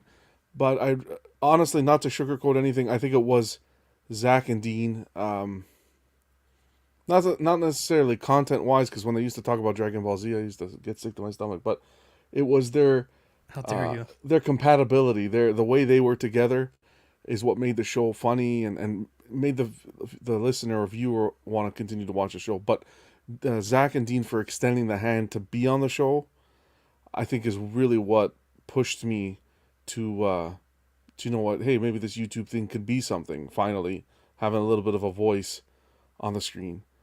Other than that, I to be honest, I try not to watch too much content, and the reason for that is not because it's just so that I stay fresh for the shows, and my opinions stay fresh. I don't want to be like, after we do our show, I'll watch. I can pick up some of the previous streams from last week, but I delay it so that my opinions stay fresh and they don't get polluted. But I have to, my shout out, in all seriousness, I told him it was going to be like this, but I wouldn't be able to shout out anyone besides Zach and Dean. Wow, thanks, buddy. In regards to new collectors coming in, new streamers coming in, do you. Don't watch other streams and try to be someone you're not. You do you.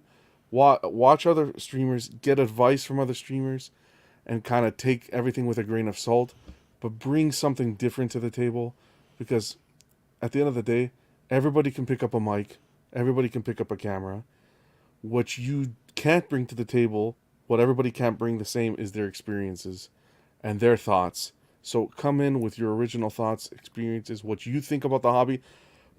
Don't come into this hobby thinking that come into this YouTube thinking that if you share your true opinions, you're going to be bullied, this and that. If you're bullied, let yourself be bullied. People will wake up and you end up being right, like what's happening now. But besides that, be yourself and don't change yourself for anybody. Have fun. The most important, have fun. This is to be fun, not to be considered work. Good call, John. Good call. Wow.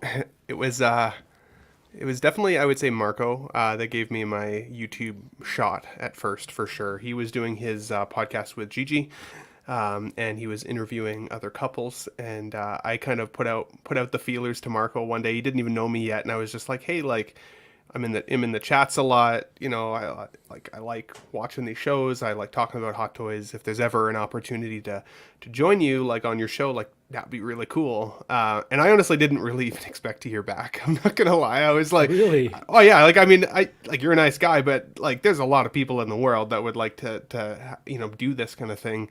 And I was just a nobody in the chats. Part of the reason I kept my show name The Ben Thomas Show was because I was in the chats as Ben Thomas, and that's how you guys started to even recognize who the heck I even was. And then you said, yeah, like, if you want to join, like, let's set up a time. And I remember I went up to Shauna, who is certainly not a collector and not a YouTube person by any stretch. And I was like, hey, like, I need you to do me a favor. Like, I need you to be on the show with me, with Marco and Gigi, just one time. That's all I ask. But it will get my foot in the door with these guys. It'll get my foot in the door. It's all I want. That if I'm a one and done, flash in the pan, that's fine. I just think it would be cool to get to do one of these shows eventually. So she said yes. I was like, that's amazing. I go out and I immediately start messaging Marco to be like, okay, like, what do I need? I don't have a camera. I've got like a laptop from 2010. I've got no equipment. He's like, oh, buddy, don't worry about it. Like, just show up on whatever shitty webcam you have, and like, you can just talk into the microphone and like, we'll figure it out, right? And I'd heard all the stories of the Oxfather and how he keeps people in check when it comes to sound checking and stuff. And I'm like, dude, like, you're trying to grow your channel. I can't justify being too bottom of the barrel. So I ordered this HD webcam off of Amazon. I have no bearings on whether it's actually going to be good or not. I then get up the gumption to message Zach, the Oxfather, who I really hadn't had much interaction with, other than he'd occasionally highlighted some of my comments in the chat, like we do with the group here now. And kind of out of context, I sent you a couple pictures of my Blue Yeti microphone, literally the one that I'm speaking into right now, to say, hey, like, is this good? Like, is this gonna like get me by on Marco's show this week? Yeah. Yeah, and you gave me the green light. You told me the ups and the downs of it and all that good stuff, and then volunteered to be in Marco's chat that day to help sound check in the back if needed. Kind of fast forward a little bit. Great show. Amazing time. Now I had all this equipment, and like, just like any voice in the community, the last thing I wanted was for people to be like, who the hell is this guy? Why do we even care what he has to say? So I created a YouTube channel so that I could actually have something to talk about other than just the show that I was on, like, just to have some level of credibility. And I was sending Marco pictures at like 1 o'clock in the morning of what my logo should look like and all the things. His Blue Yeti is what he calls his cat. Yeah. Wow. Yeah. Jesus and he Christ. was gracious enough to respond and give me the support and whatever. And then Zach, you offered me an opportunity to come on shortly after seeing, I think, me on Marco's show, to come on to After Dark, which was cool. And I remember it was a proud moment because I had talked about the Pogs that episode. And then you brought those to fruition. Like, that was like such a cool like bonding moment, and like such a cool like touch on the Collecting Weekly channel. And then Eddie, our buddy Eddie, he decided to step away and kind of rock his own universe. And I remember I poked Zach the one day and said, hey, like, buddy, like, if there's just ever an opportunity for me to be more of a regular on the show, like, sign me up. I get it, there's probably other people in line, but if that's ever the case, I'll be there. You tell me when to be there and I'll be there. Well, I get the call from Zach like the following Tuesday. He's like, "Can you be on the live show tonight on the Tuesday show?" And I was on my way to a staff event, and I was like, I don't know how I'm going to do it, but I will do it. And I cut out of that staff event a little bit early. I remember to be you able to, ditched like really early. really Like, you had early. just gotten there. If we were there for 1 hour, I was like, "Oh, I'm sorry, I'm not hungry. Like I just had a drink," and and Shauna was with me. She was all dressed up, beautiful, and like I brought her home so I could jump on the show. And then Oh, wow. from I there, thought it was someone else stayed with that. relatively weekly. Unfortunately, he made showed the her wrong the Blue decision. Yeti. Yeah. Showed her the Blue Yeti, and I never made it. That's the problem. Yeah. And I've been streaming with you guys ever since on Tuesdays. I think the other thing that I should recognize is that, just like any YouTube voice in the world, or just any of us, like, we've all been presented opportunities to stream on other people's channels. The same chance that Marco gave to me, the same chance that Zach gave to me, and Dean, and like, Will Foxification has given me that same chance to air my voice on his channel, and Lael on his, and even Brother Cousins has reached out in the past. Mafia has reached out in the past. Like, these people who are still, like, YouTube community members. Sometimes we feel like competitors. Sometimes we feel like brothers in arms. Like, we're all kind of in it together. Oftentimes those people have given me the shot. Riley Reviews in the chat. He's put me up on his thing to say, follow this guy.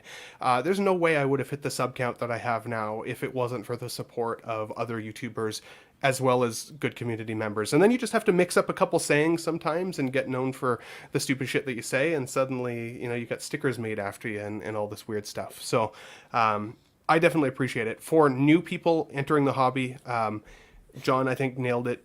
Be yourself. Don't try to be somebody else, because the more you do these shows, the more you talk live, the more people will start to piece it together if you're full of it or if you're actually giving your real take. And it's live. It's on the internet forever. So, like, don't try to bullshit who you are. Be genuine and talk about the stuff that you actually find passion in, because usually the people who watch you end up enjoying your passion for that.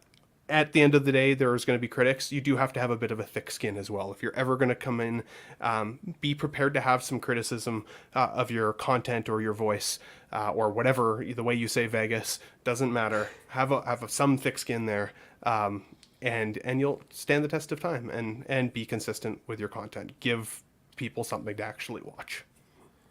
Really well said, Ben. And we're really happy that you ended up taking that plunge. So I will start with the advice. I will just say, just do it. If you're thinking about, entering the space, you don't have to have the fanciest equipment. Just get the baseline stuff and just do it. Just come on. And if you think you've got something unique to say, I think it's a very welcoming community. So reach out to somebody, get some advice, and just take the plunge. I always get nervous with these type of things because I know that there's someone that I would forget to mention, but obviously Zach, like, it was one of those things where I was like interested in coming on. Gigi and I had, started our own podcast that we had been uploading with no video, talking to Zach, and then he just invited me on. I was like, wow, just like one of those things, just took the plunge, and, kind of forever grateful that he just gave me a platform to do so. And then obviously Dean, Ben, John, to like have the support of you guys, to kind of raise up, number one, my podcasting skills, and then just our channel in general has been huge. So, and then obviously, like Ben said, big shout out to Will Foxification, to Lael. I would say to Mario has put me on. We got going with LWO. Obviously, has started here with with him on CW.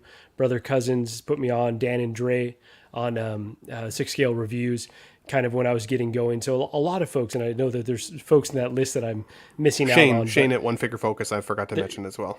Huge, there you huge go. there. Yeah.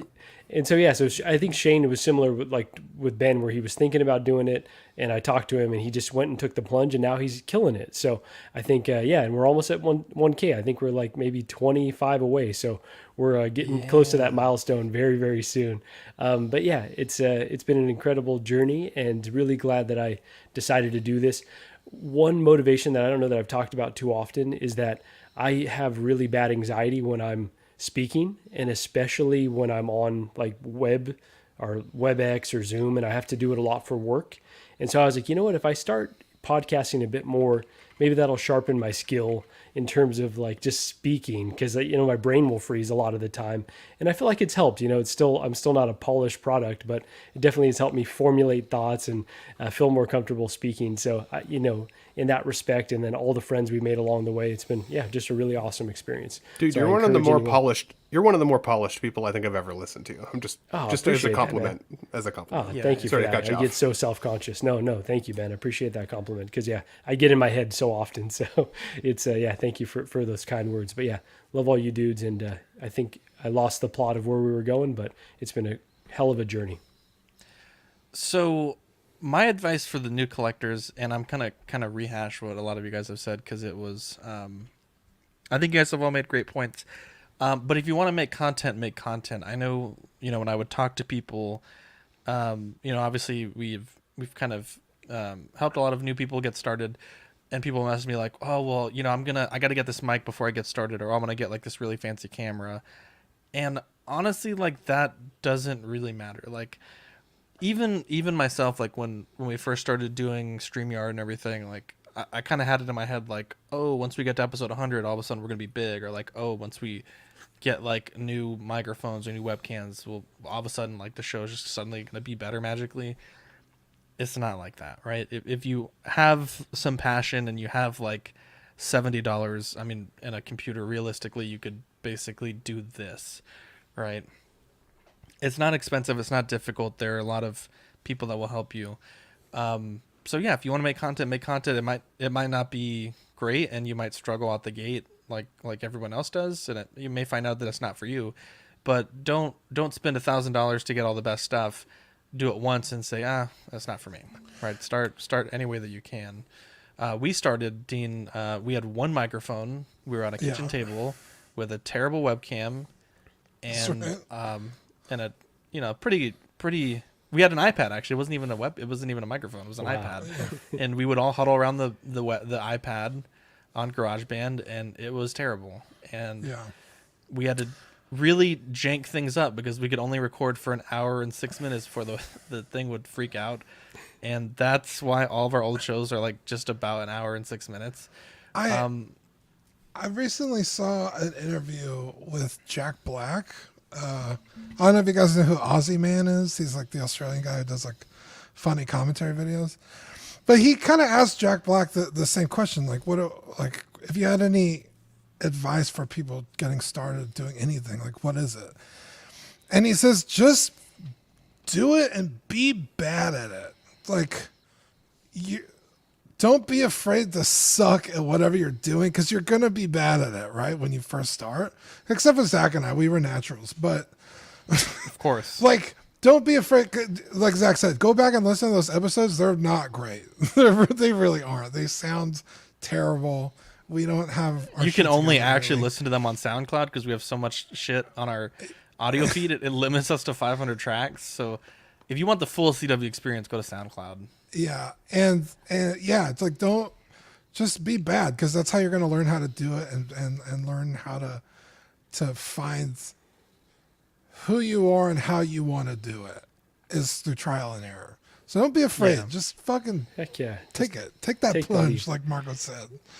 Can I mention two more people? I know that there's folks that I'm missing. Well, I wasn't done but yet. But I just really wanted to give a shout out to Joao Breda, who's been a big supporter of all of us, and obviously has so much 100%. knowledge to share. So, and I know he listens to the show. So, big shout out to him. And then also PJ the Paradox Nerd is someone who's been a really friendly person in the community that we don't see very often, but he's always been really really nice to me.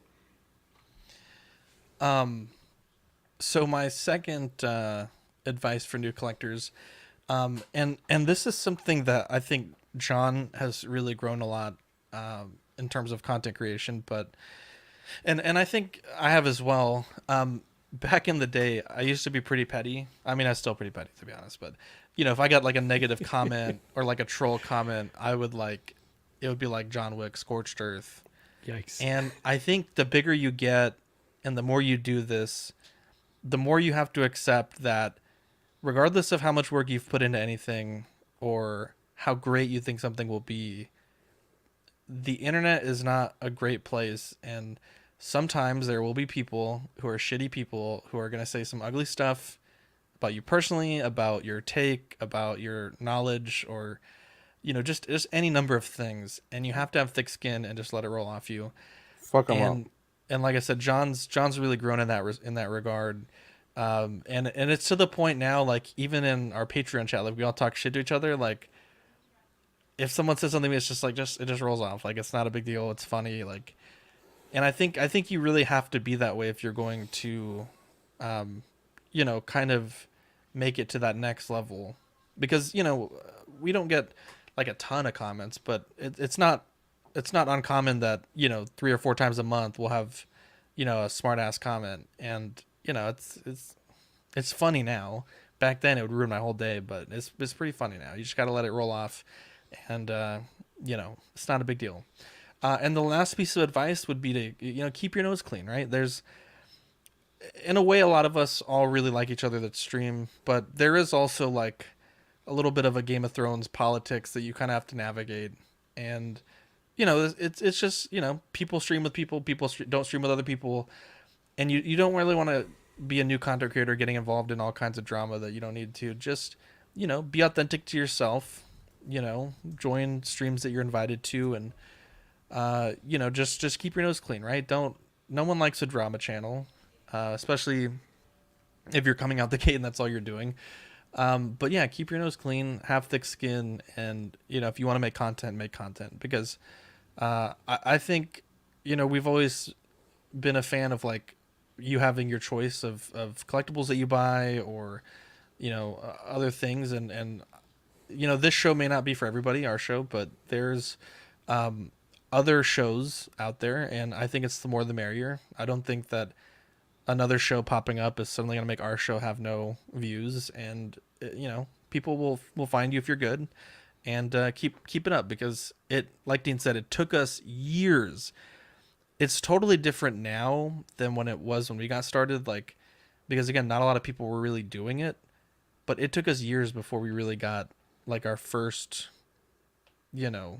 fans, if you will. And I know now, like, channels can start up and they get traction pretty quickly because there's kind of that system built. And so yeah, just do it. Don't expect to become a celebrity overnight. Doesn't really work like that, and it's a lot of work. It's a lot of work. It's I know, sometimes we kind of joke that we kind of just throw these things together, but you can certainly tell the channels that throw things together and the channels that don't, or even within our own shows, the shows that we're kind of sluggish on. Not like the show, but like the episodes of Collecting Weekly where we've had a long week and it's kind of, there's slides out of order and just things going on. Nick's Collectibles says, after doing the Royal Rumble, my first time hosting a live stream, I'm now seeing all the things that really come included with putting yourself out there. People won't always agree. Nick, this segment isn't targeted to you by any means, but I think you put out an amazing show, and I think it's a shame that, for reasons that I won't say, that you had to take it down, or that you did take it down. But that was one of the most fun things I've ever seen, and I hope that you put it up. I hope that you're not discouraged from making content, but it was a really fun thing. And he said, can I just say? Oh, go ahead. Yeah, let me get the second comment real quick. For a few minutes, I thought about quitting, but after seeing all the people who had fun, I'm going to keep doing it. Yeah, that's fantastic. Good. Go ahead, Mark. I would just say this community is not unlike any other, like your workplace or your friend group or any other, larger social group where there's going to be different personalities and there's inevitably going to be disagreements or conflicts. And that doesn't mean that people are like necessarily good or bad, or there's a good side or a bad side, but there's just going to be stuff that pops up where people will not agree. And I think once you learn to accept that, and like you said, keep your nose clean, like try to just not be involved in stuff, then yeah, I think you will enjoy your time if you don't take things too personally, because it's just like everything else. There's gonna be issues. Yeah, but if you're passionate, you're gonna take things personally, unfortunately. No doubt about it. Bring the passion 100%. Do you, and don't care about what anybody has to say. Don't care about what anybody has to say. You keep your head down. You do your show, right? You do your show. And if it's a good show, the people will come. And if they don't come, then you're hanging out with friends. Who cares? Completely agree. It's that time, ladies and gentlemen. Hot Seat by Collecting Weekly Oxpurdy. Today we have parts trivia, 90s movie trivia, and a final Oxpredy. Ben leads us with 11,000 points. John in second with 700, and Marco and Dean bringing up the rear with 600 points. We will use private chat today for chiming in, so everyone switch over. Gentlemen's agreement as per usual. Please don't read the comments in the chat, nor Google the answers to these questions. I have 11,000 points. Yeah, you did really well this week. Yeah, you have 11 points. Yeah, you've done really well this month. 11,000 it says in the thing. Zach, not 11,000. Oh, just kidding. 1,100. I was gonna say, like, where did I get all these points from? I was in some kind of weird oregano fever dream or something. Wow. I'm still confused by 1,100, but 11,000 was we'll go from there. So, Ben, as is tradition, you get to lead us off, and remember, there is no you don't have first dibs on these questions. Anyone can steal, and if no one answers correctly, then you get to pick again. So lead us off here. Which would you like to pick? Let's try parts trivia for 300. All right, parts trivia for 300. John, can you do me a favor? Can you put some music on for us, please? Okay, and I'll give you a second. Yep. I'll give you a second. Buster. Hold on. What do you want to listen to? Anything. Just the rock one, or what's that one that we listen to? Hold on, I got Night Driving. Yeah, Night Driving. Thank you. Night Driving. There we go. All right, there we peeps. go. Full on vibe. All right. Is everyone ready in the private chat? Do it. Yeah, I feel like I'm in Vegas right now. For 300 points, which hot toy? And I just need the character. I don't need the specific hot toys. Which hot toys does this belong to?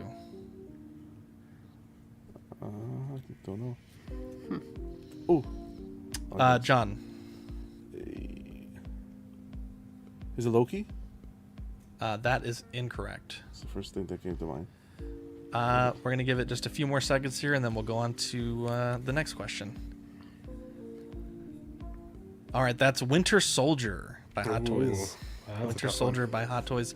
Ben, the choice is yours. Let me just... yeah, there we go. Let's bring up the Jeopardy template again. Part trivia for 300 was a no-go. Okay. 90s for 500. 90s movie trivia. Oh. 90s for 500. Thank you, John, for putting that. I'll do again, that. Private chat. Yeah, thank you. Private chat to chime in, please. You know what they call a quarter pounder with cheese in Paris? Dean the Dream with the period first at 10:25. And you're on mute. It's a Royale with cheese from Pulp Fiction. A Royale with cheese. Dean the Dream with 1,100 points. Dean, the pick is It's not because I'm fat. It's a good movie.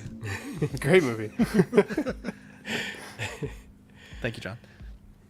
Dean, the pick is yours. Let's do parts trivia for 400.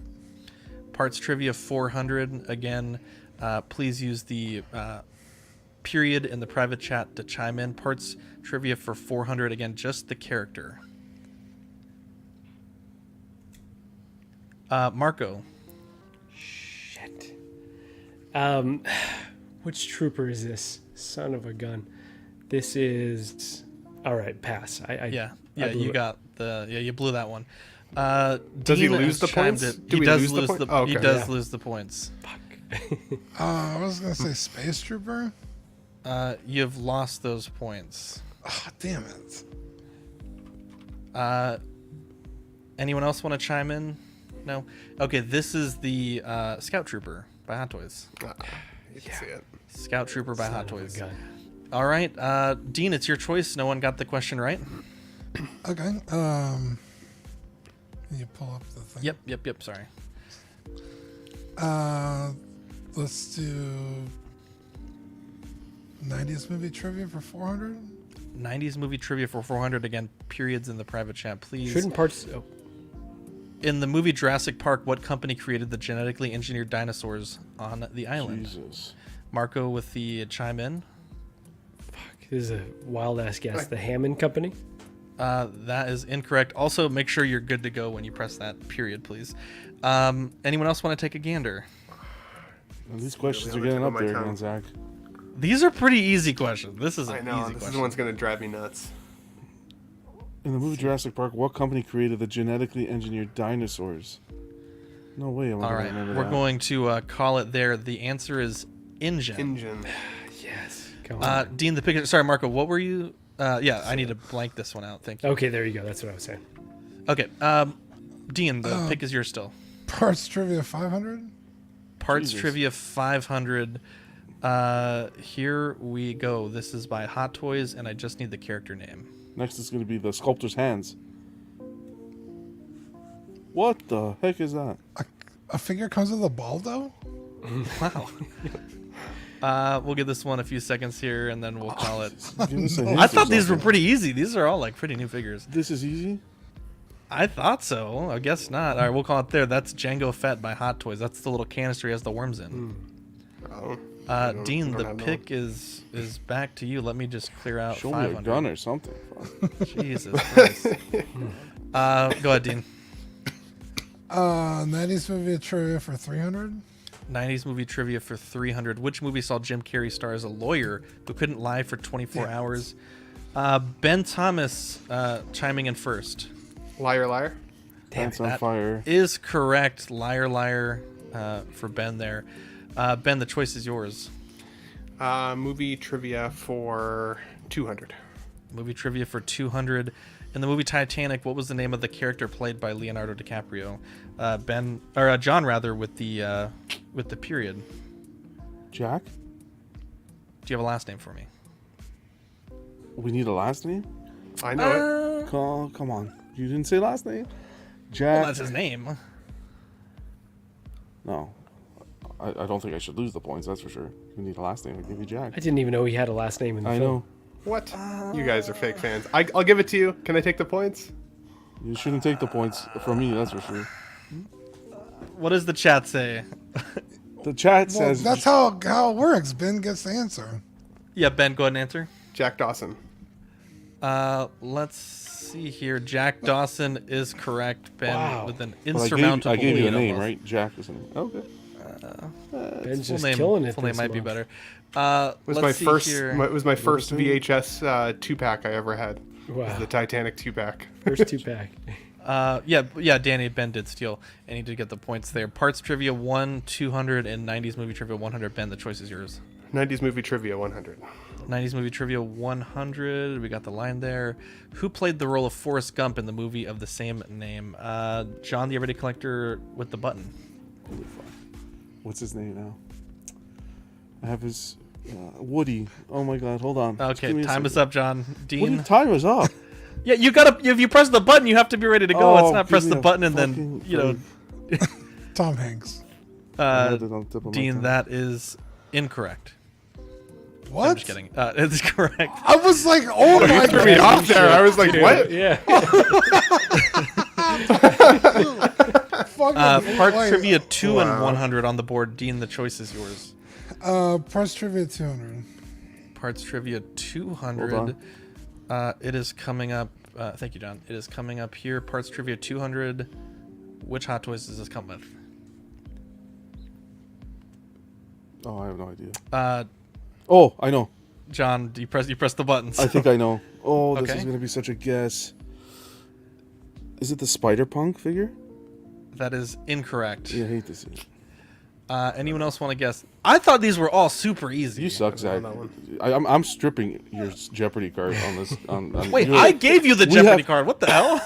You could have. Well, you didn't really give me the Jeopardy card. I want to say I gave had me the Jeopardy idea first. Whoa. Johnny Silverhand by Hot Toys. You guys I are don't killing me think you today. had the Jeopardy okay. card. That's a Hot seat deep for cut for 100. That's the last one on the board here. Let me pull that up. And if you guys don't get this, then I guess you guys just don't pay attention. Okay, guys, I'll do Jeopardy next month.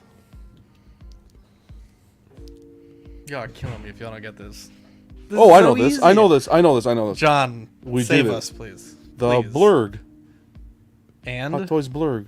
yeah, Queel and the Blurg. Yeah, thank you. It doesn't have to be Quill. It could, even if you bought the Blurg, doesn't it just come I'll with give the it to Blurg? you. I think Jesus so. Christ. Look at that. Fucking worst of the North Korea government to get an answer. Wow. I don't know. What is that accessory supposed to be? I don't. It's I the don't know. tranquilizer that goes tranquilizer in the part. ass. Oh, okay. Dean The only reason with I know is because 800. what's his face did it. Sean. John with 200, Marco with negative 200, and Ben with 16. We're at final Oxfordy. Go ahead and get your pen and paper ready, and we will do final Oxfordy. I genuinely thought. Okay, first off, for the 90s trivia, I had Chat GPT write that, so I think the trivia was pretty good. And then for parts trivia, I thought I was throwing you guys like a few easy ones with all relatively new Hot Toys.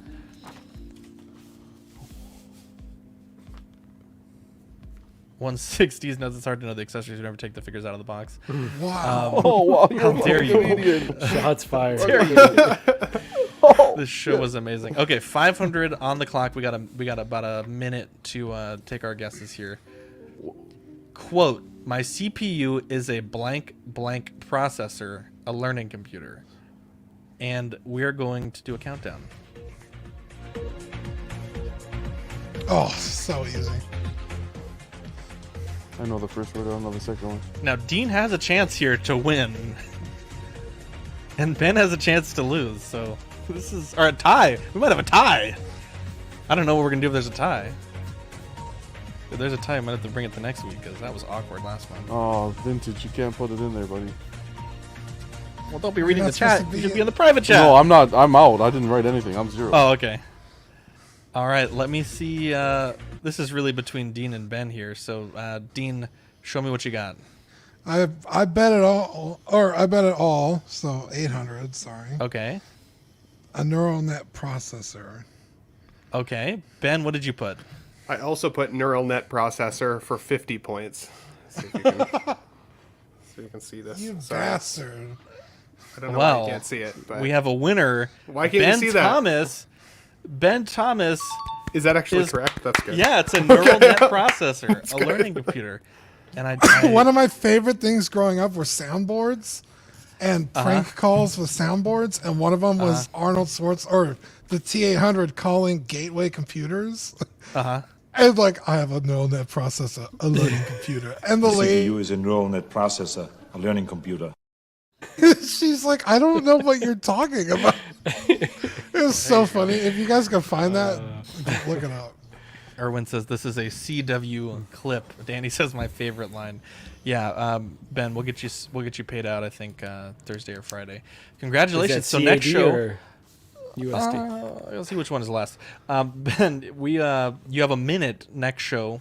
That is all yours. So you think about what you'd like to do. I can neither confirm nor deny that. Our movie of the week chosen by John is Interstellar. In Earth's future, a global crop blight and second dust bowl are slowly rendering the planet uninhabitable. Professor Brand, a brilliant NASA physicist, is working on plans to save mankind by transporting Earth's population to a new home via a wormhole. But first, Brand must send former NASA pilot Cooper and a team of researchers through the wormhole across the galaxy to find out which of the 3 planets could be mankind's new home. I saw this movie in IMAX when it was in theaters, and honestly, I didn't really know. Like, I kind of went into this movie blind. I want to say it was my brothers that really wanted to see it, and so I didn't really know what the movie was about. But this movie blew my mind. The concepts, these are pretty difficult concepts to grasp, but they're made fairly accessible by like the writing, the directing, and the effects. And yeah, this movie is fantastic. Definitely some real heavy science themes, time dilation, relativity, all that kind of stuff. A little bit of like kind of more feely things, the whole, oh well, it's love, breaks all bounds, like, kind of a bit sentimental at the end. But man, this is an incredible film. One of the most emotional films I've ever seen in theaters. Tearing up the entire time. That second half of the film. Some great characters, some great tech. TARS, the robot, which a lot of scientists said like, hey, that's not a terrible design for a robot to do the things that it needs to do. This movie is a masterpiece. This is one of my favorite films of all time. A movie that I watch probably once or twice a year, almost every year. It's that good. And yeah, if this is where I live, sometimes the theaters will do like older films, like re-release them for like a week or like even just a showcase, like a one showtime. If you have the ability to see this in theater, if you haven't seen it in the theater, I highly recommend it. It's such an incredible film to watch on the big screen, and even some of the science in the movie actually advanced our understanding of different things. The rendering on the black hole, I think it was like 60 hours of rendering per frame that you see in the movie, and it really helps scientists understand like how black holes work a little bit differently since they had this really powerful computers that were working on it. So a really great film, a lot of science in there. Yeah, it's one of my favorite movies of all time. So John, great pick there. Yeah, this movie is easily in my top movies of all time ever. On music alone, one of the greatest themes of cinematic history captures the tone and the feel of this movie in a way I have not seen before or since. It's honestly next level.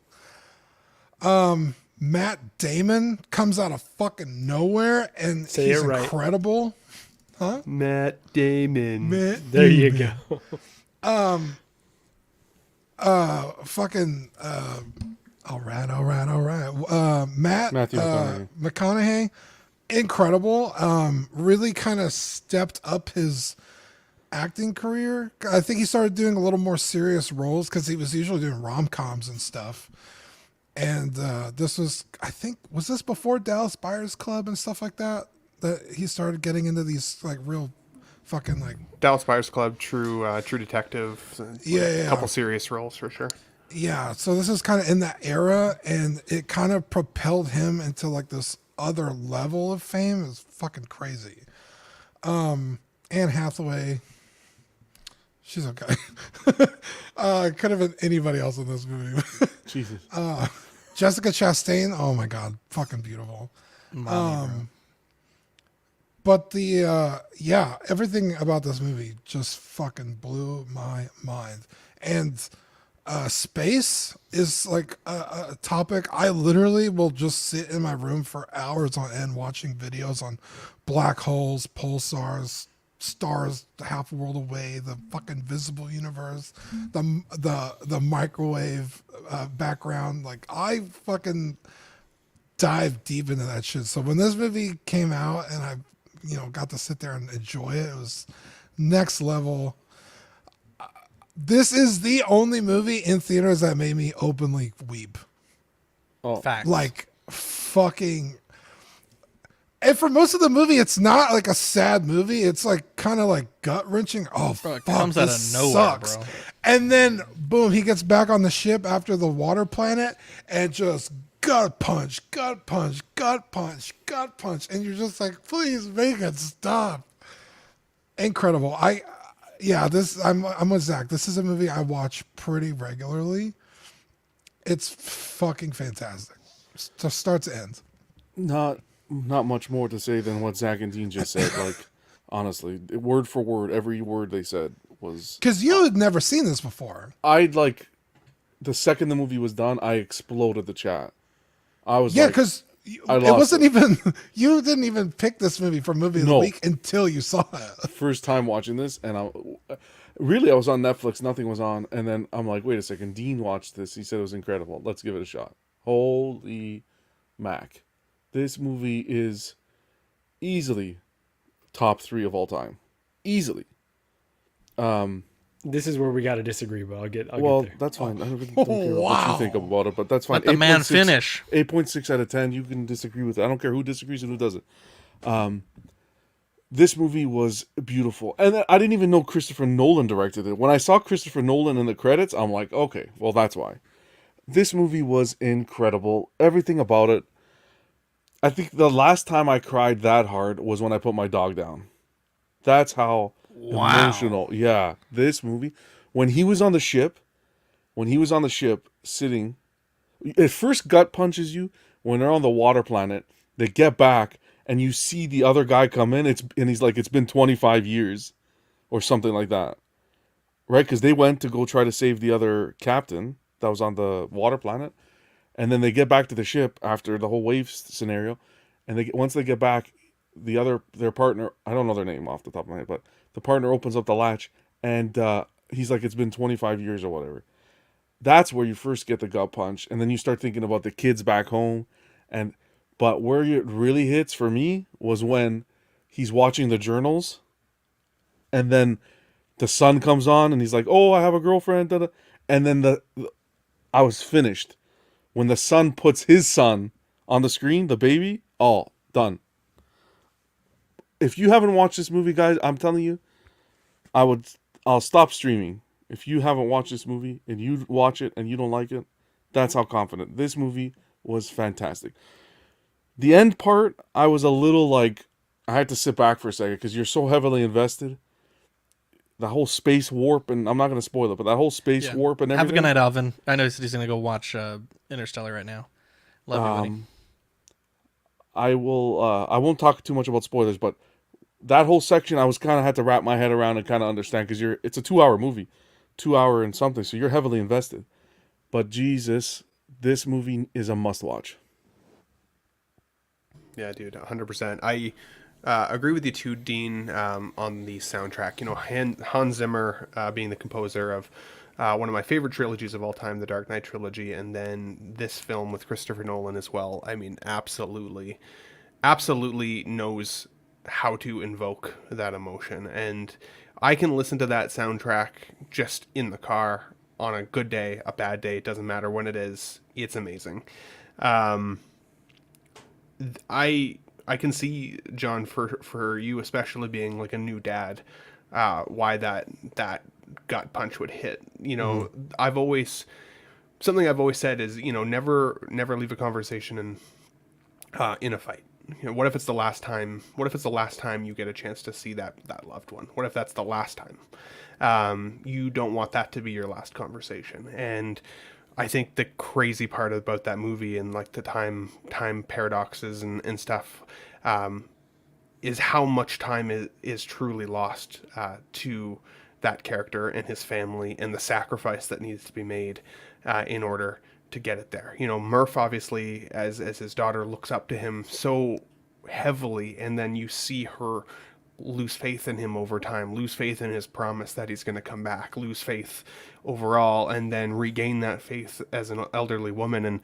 And when he does make it back eventually, and she is, you know, elderly and stuff, and you see that glow, you see that childlike personality come out of her again, just like she was when she was a kid.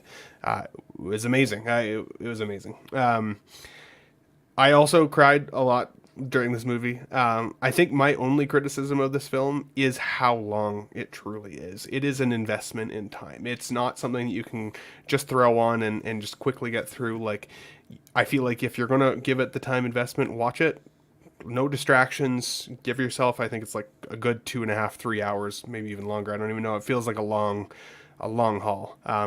But give yourself that time to really soak it in. And then plan to watch it, honestly, a second time. Because I agree the ending for me the first time was a little confusing. And I had to let it soak in. I felt like I understood it more on the second viewing. Yeah, so it's a good movie. All right, so don't get me wrong there. I don't want to like make it seem like I'm trying to portray this as not a good movie, but I love Christopher Nolan. In terms of his films, for me, it doesn't even rank in the top 3. I would put, let's see, Inception, Dark Knight, Memento, what's the other one? Prestige. I would put all of those above this film. I think this film is not as slick as it thinks it is, right? To use Family Guy, it insists upon itself. It kind of, in a way, it's like Tenet, where it's like, okay, this is really competently made, amazing cast, amazing sound design, amazing cinematography, really cool concept. But in terms of a film, it gets bogged down in insisting upon itself just a bit. So again, I don't want to make it seem like I don't think it's a good movie, because it is a good movie. But when y'all were in the chat talking about top 10 film all time, John just said top 3 all time.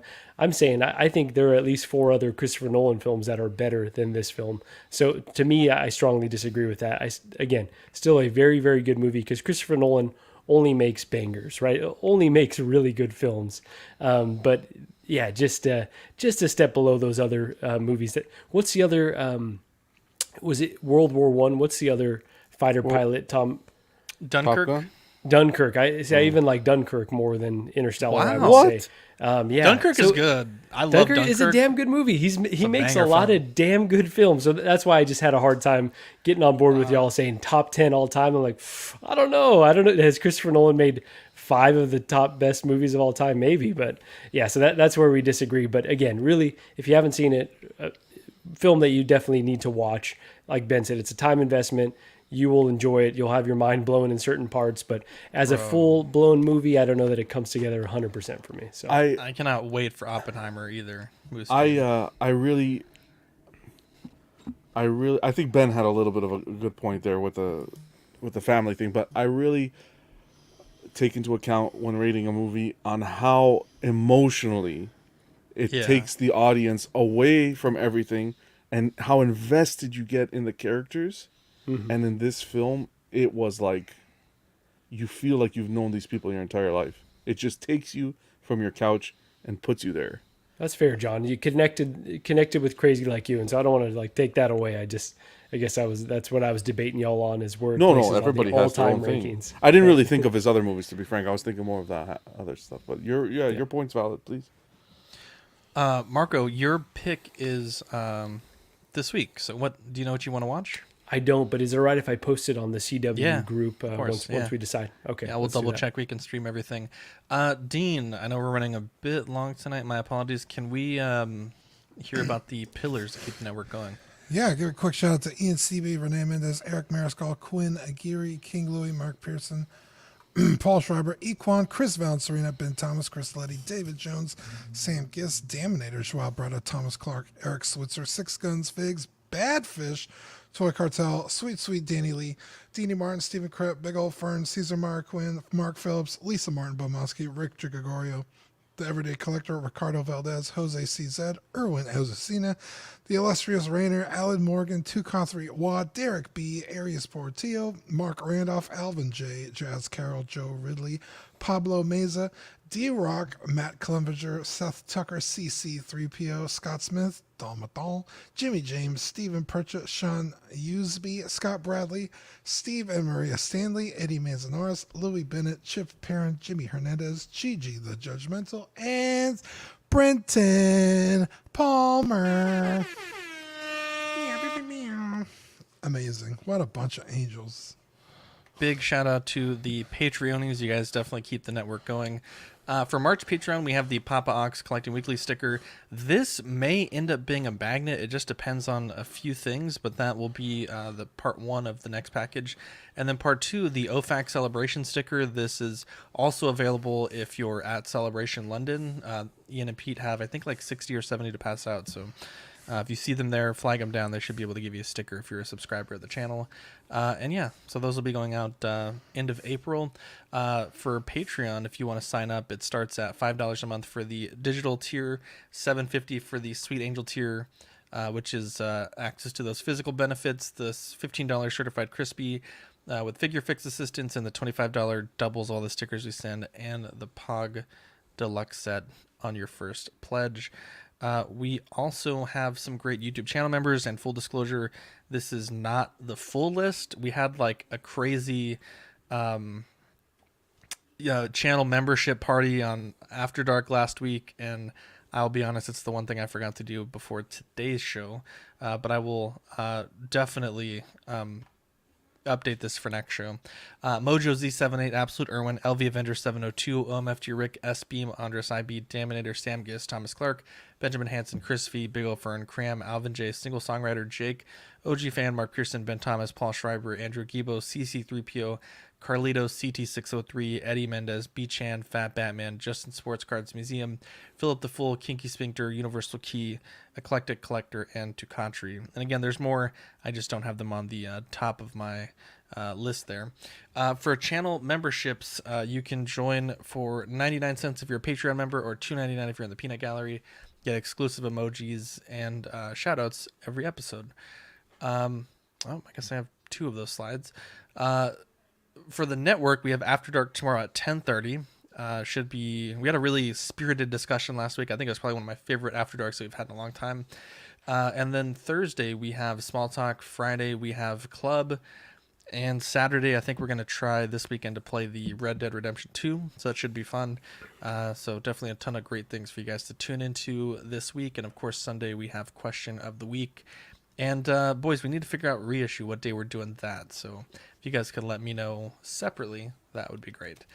Because we do that Dark Knight deep dive to go into, so that'll be great. Heck yeah. Heck yeah. TeePublic, if you want to get some swag, I think everything's on sale. It's a good time to buy right now. We just put up the Papa Ox, the Haas Papa from with the red boots, the bingo card that Manny made for me. So be sure to check that out if you want to rep some Collecting Weekly swag. And John, can we have a shout out here of the socials, please? On Facebook, we got Collecting Weekly as well as Collecting Weekly Auxiliary. And on Instagram, we got @Collecting Weekly, @CollectingWeekly_clips, and @The Everyday Collector. Hell yeah. Big shout out to Paul Schreiber.